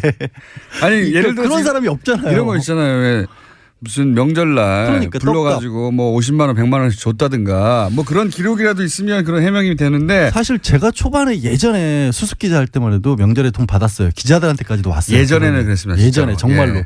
근데 그게 정확히 김대중 정권부터는 없어진 걸로 알고 있어요. 90년대에 그랬었어요. 예. 98년도에 김대중 대통령이 그때 유명한 사건이 세메인가 가려고 할 때 2억 원인가를 당시 국정원에서 현금으로 가지고 왔었다고 해요. 근데 굉장히 야단을 쳐서 돌려보냈고 그 이후로도 전혀 그런 일이 없었고 노무현 정권 때는 아시다시피 만나질 않았으니까 국정원장을 그렇죠. 받을 일이 없으셨죠.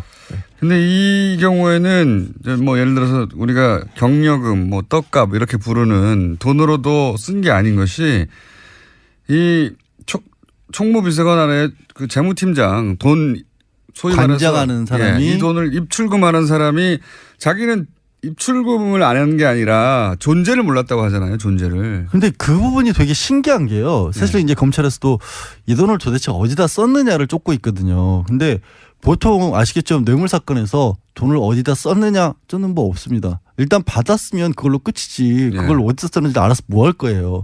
근데 왜 확인을 해야 되냐면 지금 말한 반론들 있지 않습니까? 혹시라도 이게 잘못됐더라도 그것도 잘못이지만 그거라도 어떤 정치적인 목적으로 쓴 게 아니냐. 통상적으로 정치적으로 이해할 만한 범주 내에 있느냐. 불법이라 하더라도. 그러면 통치자금 통치행위로 혹시 빠져나갈 수 있기 때문에 그걸 쫓고 있는데 아는 사람이 없는 거예요. 없어요 아무도. 아니 하다못해 이재만 비서관 이거를 얘기했던 본인도 제가 보기에는 이거는 약간 이재만 전 비서관도 자기 빠져나가려고 페인트라고 봅니다만. 그러니까 왜냐하면 이제 그랬으면 자기는 전달만 했다는 얘기가 되기 그렇죠. 때문에 모른다고 계속 반복하고 있긴 하지만 대부분의 사람들이 모르는 건 사실이에요. 그러니까 요 3인방만 일단 존재를 알고, 예. 그리고 3인방은 자기들은 이제 박근혜 전 대통령한테 줬다고 하니까 박근혜 전 대통령이 그 돈을 들고 누굴 줬을 리는 없으니까 그럼 배달하는 사람이 있을 거다 싶어서 이제 이영선 행정관을 소환 조사를 하죠. 예. 했죠. 왜냐하면 이영선 행정관이 그 동안에는 경호관입니다. 경호관. 예, 경호원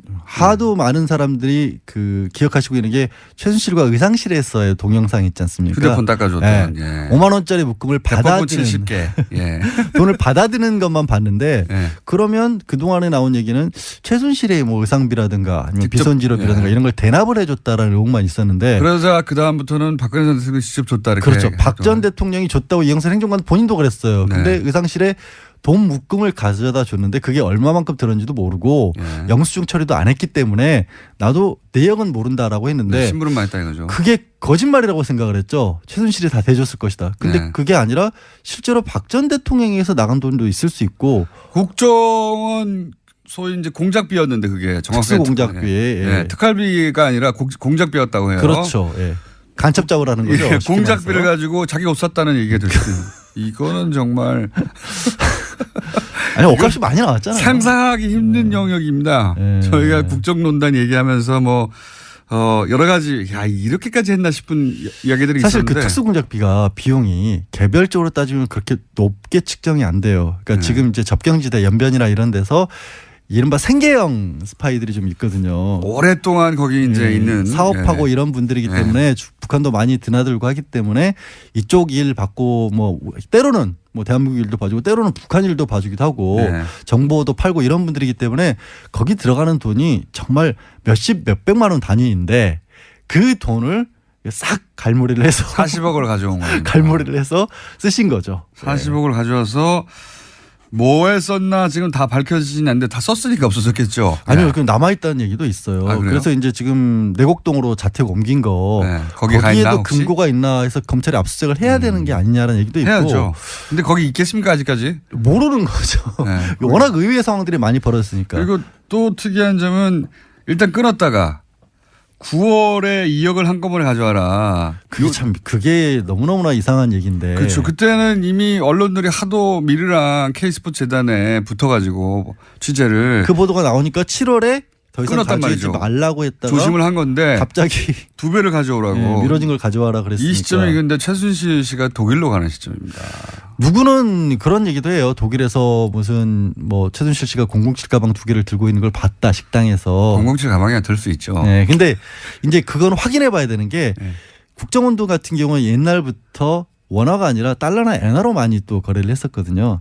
혹시 그 돈이 외화로 왔는지도 추가적으로 확인해 봐야 돼요. 만약에 외화로 왔으면 그건 최순실에게 직접 전달될 가능성이 굉장히 높아요.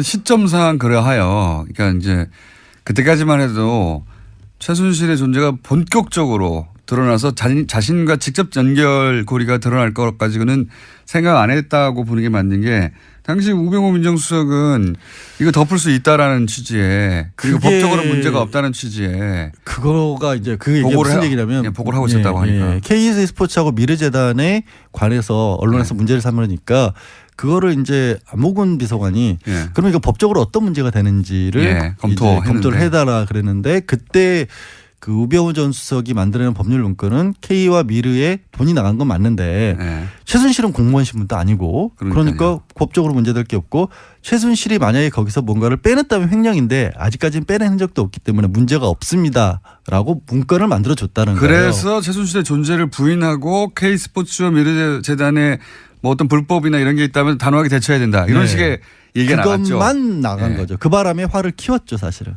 다행이죠. 다행인데 그래서 오히려 전모가 드러나게 되는 쌓여서 터진 거죠. 그런데 그렇죠. 제 말은 그런 인식하에 있던 상황이었기 때문에 충분히 예를 들어서 뭐 어차피 들키지 않을 돈이니까 예를 들어 멀리 조용히 멀리 나가 있는데 어떤 뭐 차비 뭐 이런 개념으로 우리한테는 차비로 이용이면 너무하지만. 근데 네. 그것도 지금 얘기한 것도 그런 가능성도 한번 타진해봐야 된다. 뭐 있고 왜냐하면 액수도 좀씩 바뀌었거든요. 오늘 이제 국정원장 세 사람 남재준, 이병기, 이병호 박 전 대통령 재임 시절의 국정원장 세 사람 중에서 첫 번째로 남재준 원장을 불러요. 네. 남 원장이 2014년 5월까지 국정원장으로 있었는데 그때까지만 해도 또 5천만 원씩 받았다고 하거든요. 네. 그러다가 이병기 원장으로 바뀌면서부터 1억 원으로 또 돈을 올렸다는 거죠. 네. 그러니까 그리고 받기 시작한 시점도 재임 하자마자 받은 게 아니고 3개월 정도 지나서부터 받기 시작했고 네. 그러니까 이게 글자 그대로 자기 마음대로 받았다는 거죠. 그리고 나서 그 돈을 쏜 용처 중에 딴 건 모르지만 밝혀진 것 중에 하나는 3인방한테만 3천만 원씩 명절을 줬다는 거니까. 그거는 이제 그쵸 이제 떡값이네요. 네, 떡값. 그건 완전한 떡값인데. 근데 이제 그 떡값을 모두에게 주는 게 아니라 그 세 사람에게만 3천만 원씩 줬다는. 그 친한 사람이니까 정말. 믿을 사람은 셋밖에 없다라고 생각을 했으나 네. 요즘 분위기를 보면 결국 못 믿을 사람인 걸로 드러나고 있긴 하죠. 자기들도 살아야죠. 네. 네. 그러면 이런 지금까지 예를 들어서 그 3천만 원 줬다 또는 뭐 5천만 원씩 받다 1억씩 받다가 또 2억도 받고 용처를 알 수 없고 이럴 경우 현재까지 밝혀진 것만으로 적용할 수 있는 게 뭡니까? 국고손실죄는 명백해요. 국고손실죄. 네, 왜냐하면 국정원에서 돈이 빠져나간 게 맞거든요. 명백한 것이고. 명백한 거예요. 네, 1억 원 이상의 경우에는 국고손실죄 적용한다라는 형이 게 얼마나 됩니까? 그건? 판례로 나와 있고요.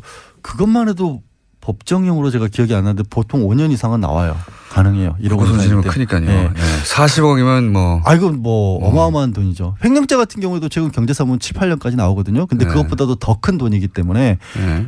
그것만 해도 확실하고 또 그 돈이 뇌물이 아니라고 할지라도 많이들 얘기하잖아요. 뇌물죄가 걸리면 뭐 끝장이고요. 이건 본인은 뭐. 한 푼도 부정한 돈을 받은 적이 없다라고 했잖아요. 네. 근데 국정원 돈 그렇게 받아갔다는 게 나왔기 때문에 그 부분에 있어서는 더 이상 변명의 여지가 없어진 거죠. 그러면 이 3인방에게 적용되는 혐의는 3인방이 이게 좀 애매해요. 네. 그래서 아까도 이제 본인들은 어디서 썼는지도 모른다고 하는데 그렇죠. 본인들은 전달만 했다라고 하고 있고 근데 검찰에서는 뇌물수수 공범으로 보는 이유가 3인방도 문고리였기 때문에 이들을 통하지 않고는 국정원도 부탁도 못했을 것이다. 그러니까 대통령이 가지고 있었던 막강한 인사권이라든가 권한의 일부를 공유하는 관계였다. 그렇게 봐서 뇌물로 지금 보고 있는데 공범으로 보는 거군요. 법정에서는 좀 다퉈질 거예요. 그걸 알고 있으니까 이들도 우리는 용처를 모른다는 얘기를 하고 있고. 법률 검토를 했겠죠. 부르는데 미리. 그렇죠. 당연히 했겠죠. 그거야 당연히 했겠죠. 지난번 3분 때문에 제가 오늘은 시간을 많이 드리고 말할 기회를 많이 드렸어요. 네. 다음 시간에는 이런 거 없습니다. 양지열 변호사였습니다. 감사합니다. 네. 고맙습니다.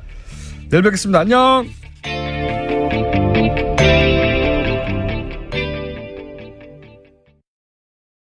도입하는 것 같은데 그건 뭐 군대에서는 절실히 필요했을 거예요. 특히 정찰기를 우리가 독자적으로 운영하게 된다면은 상당히 의미가 있다고 생각합니다. 그러니까 북한의 그 정찰기는 북한에 대한 위협이라기보다는 북한에 대한 이 억지 능력 내지는 북한의 행동을 감시한다고 할까. 그래서 그건 그 안보면에서는 상당히 의미가 있는 진전이라고 봐야 될 것 같고 핵 잠수함까지 필요한지는 그거는 제가 기술적인 건 잘 모르겠어요. 뭐 국방부 장관이 해군 출신이어서 일찌감치 핵 잠수함 도입해야 된다는 얘기를 하더니 결국 그것이 현실로 되긴 되네요. 그런데 중요한 것은 지금 그런 걸 사주는 대신 트럼프가 북한을 상대로 해서 험악한 말을 쏟아내지 않고 두 번째는 장비는 많이 있다. 그러나 이것을 쓸 일이 없어야 된다는 얘기를 하면서 외교적인 해법을 좀 모색하고 있는 것처럼 오늘 띄웠어요. 네, 발언을 여러 가지 움직임이 있다. 지금 뭐라고 얘기할 수는 없지만 여러 가지 움직임이 있는데 그건 좀 두고 보자 하는 얘기를 했는데 그거는 괜찮은 얘기 같아요. 뭐 미국 언론도 그런 반응인데 이제 트럼프가 톤다운을 하고 외교적으로 문제를 풀어야 한다는 식의 메시지를 내긴 냈으니까요. 거꾸로 이제 장관님이 걱정하셨던 거는 거꾸로 여기 와서 더 강성 발언을 쏟아낼까 봐 일본을 거치고 와서 그런 걱정을 하셨는데 다행히 아직까지는 없습니다. 국회에서는 뭐라고 할지 모르겠는데. 네, 그러니까 제가 그동안에 뭐 이런 기회가 있을 때마다 얘기했던 거는 험악한 말을 쏟아낸 건 그만큼 공포 분위기를 조성해서 무기를 좀 팔려고 하는 거다 하는 분석을 하지 않았어요? 네. 일본에서도 무기를 많이 사줬습니다. 예. 그렇기 때문에 일본 총리가 대북 압박과 제재를 강화해야 된다는 얘기를 할 때 거기에 화답을 하지 않고 전략적인 끝냈다는 동문서답을 했어요. 네네. 그거부터가 지금 우리한테는 좋은 신호였죠. 걱정했는데 오히려 그 좋은 신호가 일본에서 나왔고 그 연장선상에서 미국 간에 막 물밑 접촉이 있다는 것을 사실상 시인하고 그 움직임을 좀 지켜보자 하는 얘기를 하고 그다음에 이제 무기를 팔았다. 네. 무기를 사주니까 그런 얘기까지 했는지 모르지만 어쨌든 선후 관계는 좀 다시 또 살펴봐야 되겠으나 그러나 물밑 접촉이 곧 미국 간의 대화로 발전할 수 있다는 뉘앙스로 얘기한 것은 우리한테는 선물이라면 선물입니다. 이건 어떻습니까? 아니 비싼 무기 사주고 그 정도 선물도 안 받아도 되겠어요? 그렇죠. 예. 사실 무기는 계속 사왔긴 합니다만 생색을 자기도 이제 미국에 무기를 이렇게 많이 팔았다. 미국에 돌아갈 때 그런 성과를 자랑해야 되겠죠. 그러면 솔직해요, 그 사람. 예. 이제 앞으로 일자리가 많이 늘어나겠다는 얘기는 무기 공장을 더 키울 수 있다는 얘기를 했는데, 네네. 어쨌든 그런 사람들, 그러니까 백인의 노동자들이 그 트럼프의 지지 세력 아닙니까? 그 사람들을 그렇죠. 의식하고 한 발언이에요. 그렇겠죠. 그리고 무기는 그렇다고 치고 그러면 우리가 얻어낼 게 뭐였냐? 이게 이제 소위 대화 관련 발언들 그리고 이제 강성방을 늘어뜨리고 북한과 외교적으로 해결하겠다 이런 걸 얻어낸 거라고 보는데 또 한 가지가 거론되는 게 코리아 패싱에 대한 끊임없는 얘기가 나왔었는데 예, 이 얘기를 적어도 그 회담에서는 없다고 선언한 것은 어떤 효과가 있을까요? 글쎄 면전에서 그 코리아 패싱 하겠다고 얘기하겠습니까? 저도 그렇게 생각합니다. 네. 아니 나중에 헐망정 그렇게는 안 하죠. 예. 아니 코리아 패싱이라는 건 그리고 우리가 잘못해가지고 코리아 패싱 당하는 거기 때문에 예. 앞으로 한미 관계, 한중 관계 또는 남북 관계를 잘 꾸려 나가면은 코리아 패싱은 안 일어나죠. 그러니까 코리아 패싱은 우리 하기 나름입니다. 예. 그리고 이제 우리를 제끼고 할 수만은 없어요. 우리가 잘 감시를 하고 남북 관계를 잘 관리해 나가면은 코리아 패싱은 안 일어나죠. 국내 정치적 효과 정도는 있겠다. 저도 그렇게 생각합니다. 네, 야당에서 계속 공격하던 것에 대해서 트럼프 대통령이 했던 말들을 틀어주면서 이제 더 이상 그런 말 하지 말라고 하는 국내 정치적 효과는 있겠지만 정말로 미국이 그런 마음 먹고 하게 되면 막을 길은 없죠. 예. 이건 어떻습니까? 코리아 패싱을 사전에 알려주고 하는 법이 어디 있어요? 그러면 코리아 패싱이 이미 아니기 때문에 그렇죠. 예, 그런 일이 일어나지 않도록 하는 게 우리 외교력이다. 예. 이건 어떻습니까? 탄도 중량 제한. 이건 예전부터 우리 정권이 우리 정부가 원해왔던 거 아닙니까? 보수지 가릴 것 없이.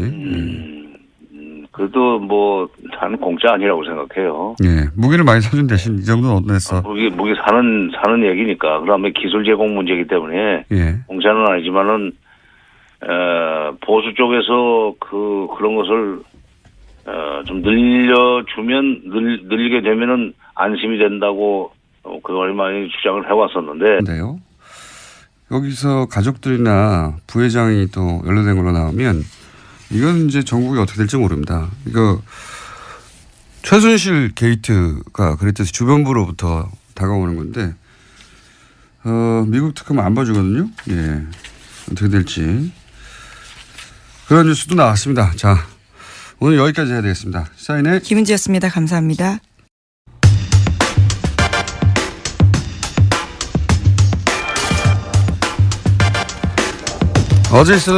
어제 있었던 한미 정상회담, 네, 그 의미 짚어보겠습니다. 정세현 전 통일부 장관님 전화 연결됐습니다. 안녕하세요, 가치현 장관님. 예, 안녕하세요.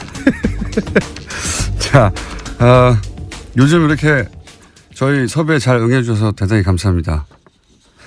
섭외 잘 응하지 않으면 까칠하고 자꾸 그러니까. 자, 한미 정상회담에 대해서 걱정을 많이 하셨었어요. 예, 트럼프가 워낙 노련한 장사꾼이라 예. 일본에서 여러 가지 얘기 듣고 와서 폭탄 발언하는 거 아니냐 걱정 많이 하셨는데 일단 이 정상회담이 뭐 짧긴 했습니다만 여러 가지 메시지 나왔으니까 총평을 해보시자면요. 정상회담 뭐 시간이 짧은 걸 가지고 시비를 거는 당도 있기는 있대요. 근데 예. 한미 간에는 뭐 그 우리 외교부와 저쪽의 국무부 또는 백악관과 청와대가 사전 조율을 할 수 있는 그런 관계이기 때문에 예. 사전 조율을 할 수 있는 관계이기 때문에 정상이 같이 만나서 얘기하는 시간이 꼭 길지 않아도 괜찮습니다. 미리 다 조율됐다. 예. 그렇죠. 시간은 중요한 게 아니었고. 예. 시간이 중요한 건 아니에요. 남북 정상은 좀 달라요. 완전히 그건 정상이 직접 그 협상을 해야 되니까. 근데 이번에 총평을 한다면은 절반의 성공 이상은 좀 된 것 같아요. 아, 그렇게 보십니까? 예. 굉장히 까칠하게 평가하시는 분인데 문재인 정부에 대해서도 뭐 그 대북 정책에 대해서 여러 가지 지적하셨는데 요 정상회담은 절반 이상은 성과를 얻었다 이렇게 보십니까? 어떤 부분에서 그렇습니까? 물론 이제 수십억 달러의 무기를 사주기로 한 것은 뭐 사실인 것 같습니다. 예. 트럼프 대통령이 이렇게 터뜨려버려서 네. 알게 됐지만은 사실은 같지만 이번 정상회담에서 그 공동 뭐 기자회견이나 이런 데서 나오는 용어들을 좀 보면은 예, 그동안에 대미 일변도 외교에서 좀 벗어난 거 아니냐 하는 생각을 합니다. 어떤 점에서 그렇습니까? 균형 외교는 아니다 하는 얘기를 이제 뭐 길게 설명했지만 네. 뒤에 가면은 외교의 지평을 넓힌다는 표현을 썼어요. 그렇죠. 예. 그 지평을 넓힌다는 얘기를 했는데 그거는 대미일변도역에서 좀 벗어나가지고 중국과의 관계도 또 러시아의 관계도 또는 뭐 동북아 국가들과의 관계를 좀 더 활성화시켜 나간다는 그런 뜻으로 해석을 해야 될 것 같고 그거는 그 31일 날 있었나요? 30인가 31인가 우리 외교부 장관이 국회 국정감사에서 답변할 때 그 3불 얘기하지 않았어요? 네네. 예. 사드 추가 배치하지 않겠다. MD 체제. MD 체제 편입하지 않는다. 예. 그다음에 한미일 그 관계를 군사 동맹 관계로 발전시키지 않는다는 3부를 얘기했는데. 일본과는 군사 동맹 없다. 예. 그렇죠. 예. 그거를 그 30일 날 외교부 장관의 국회 답변하고 이번에 공동 기자회견에서 나온 균형 외교 이걸 연결시켜 보면은 사실상 균형 외교가 아니라 외교 지평 확대. 예. 사실상 미국과 중국 사이에 등거리 외교로 나갈 수 있는 어떤 도약되는 말을 한 것이 아닌가. 그래서 제가 이번에 점수를 좀 잘 줘야 된다는 생각을 하고 있습니다. 항상 그런 말씀 하셨죠. 그렇게 한미 외교에만 집중하면 안 된다고. 예. 예. 그런데 이제 그 메시지 속에 그런 기미가 보였다 이렇게 판단하시는 거군요. 예. 예. 그 대통령의 메시지는 미리 준비된 거니까 예. 그렇게 준비됐다면 아마 그런 외교 정책 방향이 그렇게 수립된 걸로 보인다 이렇게 평가하시는 것 같고 그 연결해서 생각해 보면 오늘인가요 내일인가요 문 대통령이 바로 동남아로 떠나지 않습니까? 예, 베트남에서 열리는 국제 회의 때문에 예. 동남아 3국 뭐 인도네시아하고 간다고 하는데 그것도 연결해서 생각해 볼 수 있는 얘기입니까? 그러니까 외교 지평을 확대하겠다 하는 것도. 그쪽은 그게 안보와 관련해서는 크게 직접 관련되는 건 없고 이제 경제 쪽으로는 의미가 있죠. 그렇군요. 저는 의미가 있죠.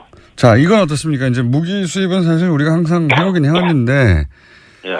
그 액수도 뭐 이미 세계 1위를 뭐 기록하기도 하고 근데 이제 무기 수입 자체야 해왔는데 중요한 건 그 무기가 정말 우리가 원했던 무기를 수입하지 못했던 경우가 많지 않습니까? 첨단 무기를 안 준다든가. 예. 이번에는 어떻게 보십니까? 뭐 정찰기를 사는 것 같고. 네. 핵잠수함을. 안녕하세요, 김어준입니다. 국정원 댓글 수사를 방해할 목적으로 가짜 사무실을 만들고 가짜 서류를 채워 넣었던 수사 방해 사건. 이 사건 관련해 국정원에 파견됐던 변창훈 검사의 죽음을 두고 자유한국당 김진태 의원은 당장 죽음의 구판을 멈추라고 주장했습니다. 자유한국당 법사위원들은 윤석열 중앙지검장과 문무일 검찰총장의 사퇴를 요구하고 나섰습니다. 그래요?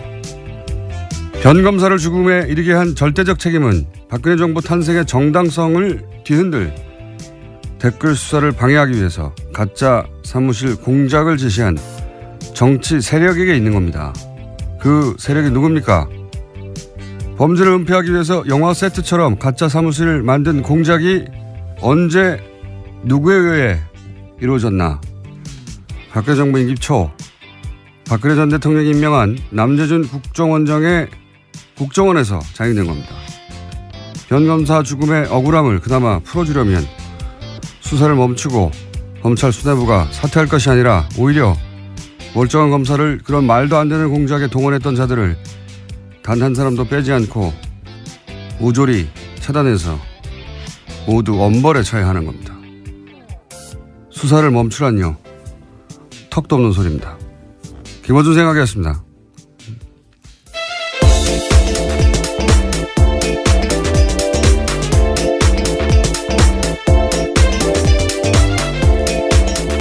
시사인의 김은지입니다. 자, 어제는 트럼프 대통령이 와가지고 아주 관련 뉴스가 폭포수처럼 쏟아졌어요. 네, 그렇죠. 너무나 많은 뉴스 쏟아져서 몇 가지 저희도 다뤄야 되겠죠? 예. 우선 첫 번째 뉴스가 뭡니까? 네, 가장 눈에 띄었던 건 어제 정상회담 한 다음에 했던 공동 기자회견이었는데요. 네. 이 자리에서 트럼프 대통령은 한국은 단순한 오랜 동맹국이 아닌 그 이상이다라고 강조했습니다. 그러면서 모두 발언한 다음에 취재진의 질의응답 시간 가졌는데요. 이와 같은 질문이 나왔습니다. 코리아 패싱이 불식됐냐라는 질문이 있었는데요.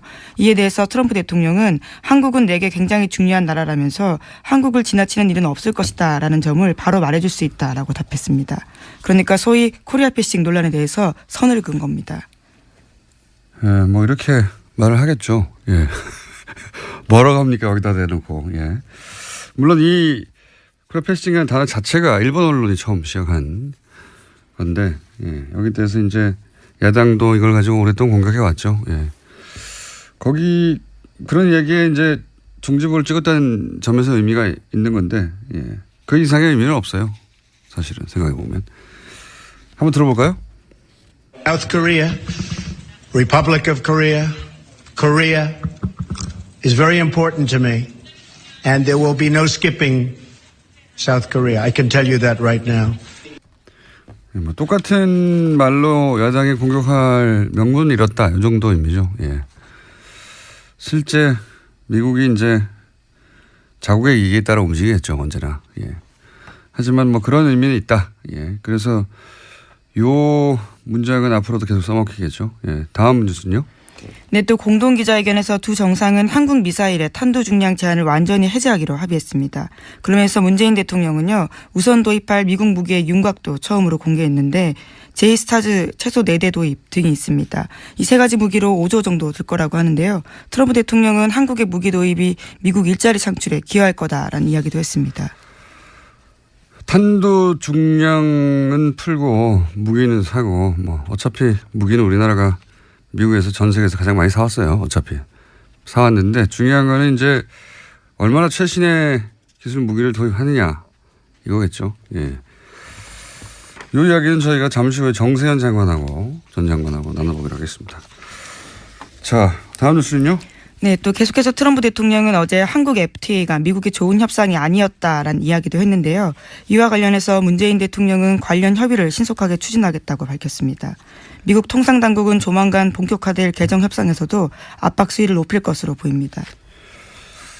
이 발언은 일본에서 했던 발언들에 비하면 아무것도 아닙니다. FTA가 미국의 좋은 협상이 아니다 이런 말을 하고 문재인 대통령은 협의를 신속하게 추진하겠다. 굉장히 원론적인 수준의 말밖에 없었는데 트럼프 대통령이 이제 일본에 방문해서 했던 일들 보면 일본은 저런 굴욕을 겪어도 괜찮나 싶은 아주 웃긴 장면이 굉장히 많이 나왔어요.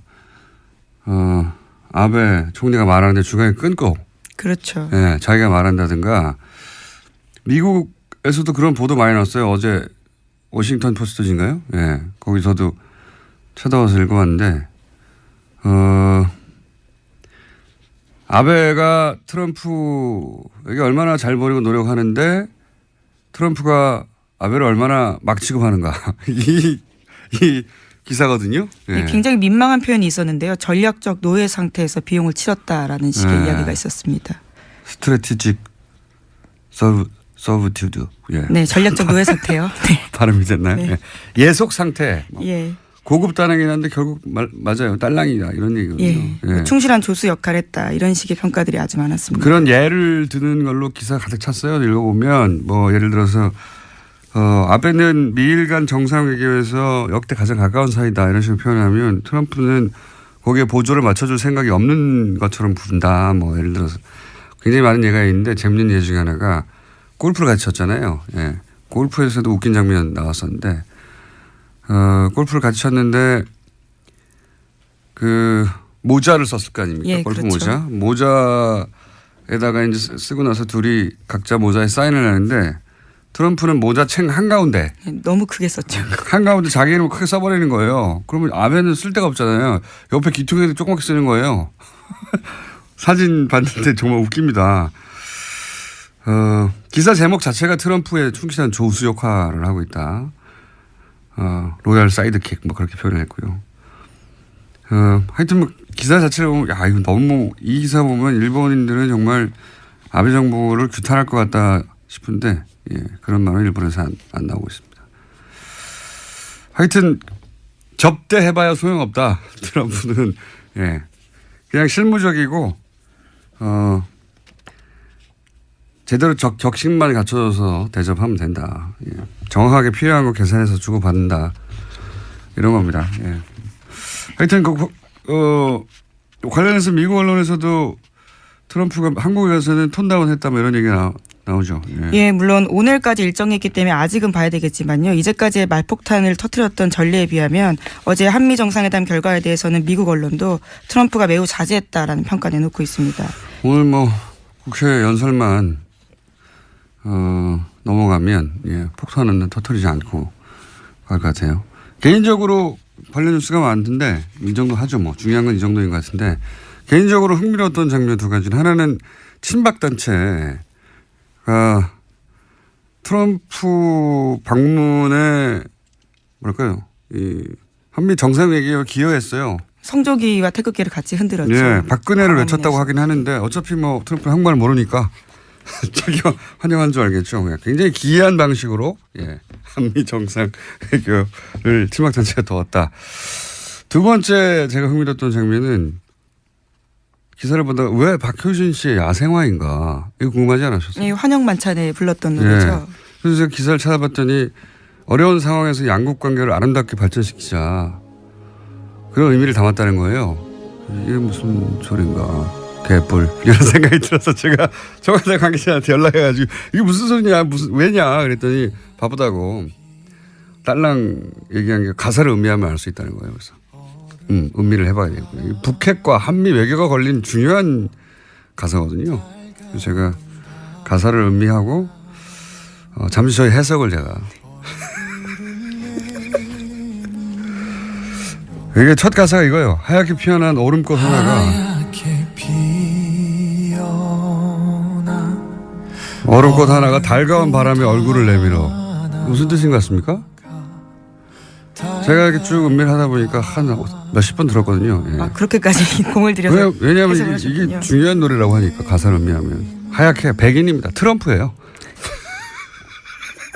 그러니까 개인적인 다 해석이신 거잖아요. 그렇죠? 예. 예, 작사가는 전혀 의도하지 않았던. 그런 거는 예. 물어볼 시간이 없을 거예요. 예. 그분은 어제 공연했기 때문에. 예. 하얗게 백인 트럼프. 예. 피어난 얼음꽃, 피어난 버짐입니다. 겨울에 하얗게 핀 버짐. 낮은 지질 북핵 문제, 피부 트러블이 생긴 거죠. 그 다음에 이제 달이 뭡니까? 문재인 대통령 아닙니까? 별명. 예. 의문의 여지가 없죠, 가운. 의사들이 입는 옷이죠, 가운. 너무 심하신 것 같은데요, 지금. 거기에 그렇게. 그래서 문재인 대통령이 가운을 입자 버짐 치료를 해서 얼굴을 내밀어. 예. 정확한 해석을 해보고요. 그래서 쭉 하다가 또 있네. 청와대 관계자가 당황할 것 같습니다. 이렇게 해석하실 한 줄기 햇살에 목을 녹이다. 그렇게 너는 또 한번 내게 온다. 예. 햇살, 이거 햇볕 정책이죠? 작사가가 전혀 동의하지 않은 해석이라고 여러 차례 말씀드려야 될 것 햇볕 정책 같은데요. 때문에 문재인에게 온다 이런 얘기고요. 그리고 뭐 사랑의 피고 타버리는 불꽃 뭐 이런 거. 타버리는 불꽃 이건 뭐 문자 그대로입니다. Fire and Fury. 네, 화염과 불꽃에 대해서 이야기했습니다. 꺼지는 거죠. Fire and Fury가 여기 와가지고. 예. 나머지 가사 또 여러 가지가 있는데 각자 해보시고요. 예. 굉장히 좀 어려운 대목이 하나 나와요. 요거만 제가 서비스 하나만 더 하면은 메말라가는 준비 잘했어요. 메말라가는 온몸이 타들어가고 이게 좀 어려웠어요. 제가 뭐냐면은 이 발사체 입장을 표현한 겁니다. 발사체. 우리가 이제 탄도 중량 무제한으로 합의를 했잖아요. 그동안에 사거리가 짧아가지고 발사체들이 도달하지 못하고 목적지에 꺼져버린 발사체의 애환 이런 으로 표현한 거죠. 김어준 공장장이 지극히 주관적인 가사 해석이라고 보여야 되겠죠. 저는 이 노래를 듣고 미사일 중량 해제를 예상했습니다. 여러분도 각자 해보시고 예 가사가 중요하다고 하니까요. 아니 가사가 중요하다는데 아무도 해설을 안 해줘가지고 심심해가지고 한번 해봤습니다. 여러분도 각자 버전을 저희한테 보내주시면 소개해드리겠습니다. 자, 다음 뉴스는 뭐 있습니까? 네, TV조선이 계속해서 이건희 삼성전자 회장의 건강이 호전되었다라는 보도를 하고 있는데요. 혼자 휠체어에 앉아있는 모습 등을 내보냈습니다. 이에 대해서 삼성 서울병원 쪽에서도 건강 상태가 호전된 것은 사실이다라고 밝혔다라고 하는데요. 인지 능력이 서서히 회복 중이라고 주장하고 있습니다. 이게 의식불명이 되게 3년이 됐죠. 예. 간간히 이런 뉴스가 나왔어요. 간간히. 예. 앞모습이 안 나옵니다. 예. 이 해석을 듣고 나서 야 술 취한 거 아닙니까? 뭐 이런 문자가 많네요. 예. 야생화에 대한 해석이라는 여러분도 해보세요. 저한테 뭐라고 하지 마시고 청와대 관계자가 그랬어요. 가사를 음미하라고. 예. 바쁘다고.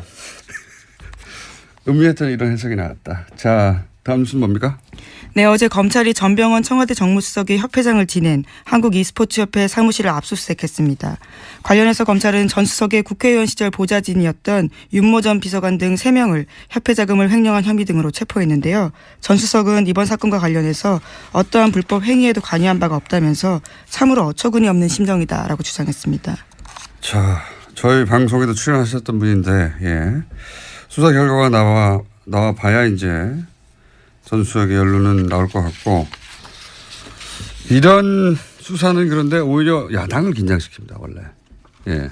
현 정권의 정무수석까지 수사한다 하면 이게 현 정부에 타격을 줄 것 같은데 물론 수석이 직접 연루됐다면 타격을 줍니다. 근데 이제 이런 뉴스 자체는 야당을 매우 긴장시키는 기사죠. 사실은. 자, 다음 뉴스는요. 예, 안철수 국민의당 대표가 당내에서 자신을 향해 나오는 비판과 책임론에 대해서 모든 투덜거리면 답할 필요가 없다라고 밝혔는데요. 예, 관련해서 어제 뉴스공장에서도 유성엽 의원이 나왔었는데 여러 가지 자신의 입장을 밝혔습니다. 어제 만찬에 초대됐던 정당의 대표들 중에 두 분이 못 가죠. 예. 네, 주호영 원내대표랑요, 또 안철수 국민의당 대표가 각각 무슨 이유죠? 하나는 예, 안철수 대표 같은 경우는 지금 외국에 있었고요. 안철수 대표는 일정 통보를 늦게 받았다 뭐 그런 얘기했던 것 같아요. 그죠? 예. 네. 안철수 대표는 그리고 이제 도착하자마자 수도권 3중 방어망 뭐 이런 얘기 했죠. 그래서 제가 아마 이스라엘 아이언돔을 의미하는 것 같은데 저 국제 분쟁에 관심이 많아서 이 아이언돔에 대해서는 좀 알거든요. 그래서 이제 그럼 아이언돔 알아보러 갔나 보다 하고 일정을 찾아봤더니 에어로스페이스 인더스트리 회사를 갔어요. 예. 여기는 아이언돔 개발사가 아닙니다. 아이언돔을 라파엘이라는 회사에서 개발했고요. 예. 에어로스페이스는 입찰 경쟁에서 라파엘에서 졌어요. 예. 개발은 라파엘이 했다는 걸 좀 알려드리고요. 그리고 아이언돔 자체가 사실은 가자지구 하마스가 쏘는 단가가 몇십만 원짜리 집에서 조잡하게 만든 로켓을 상대하는 거거든요. 예, 탄도탄 상대하는 게 아니고 우리한테 안 맞습니다. 그리고 그 조잡한 로켓도 아이언돔이 제대로 방어를 못했다고 이스라엘 내에서 양심선언 같은 거 많았어요. 모티 셰퍼 뭐 이런 과학자가 라파엘에 근무하던 과학자거든요. 작동 안 한다고. 예.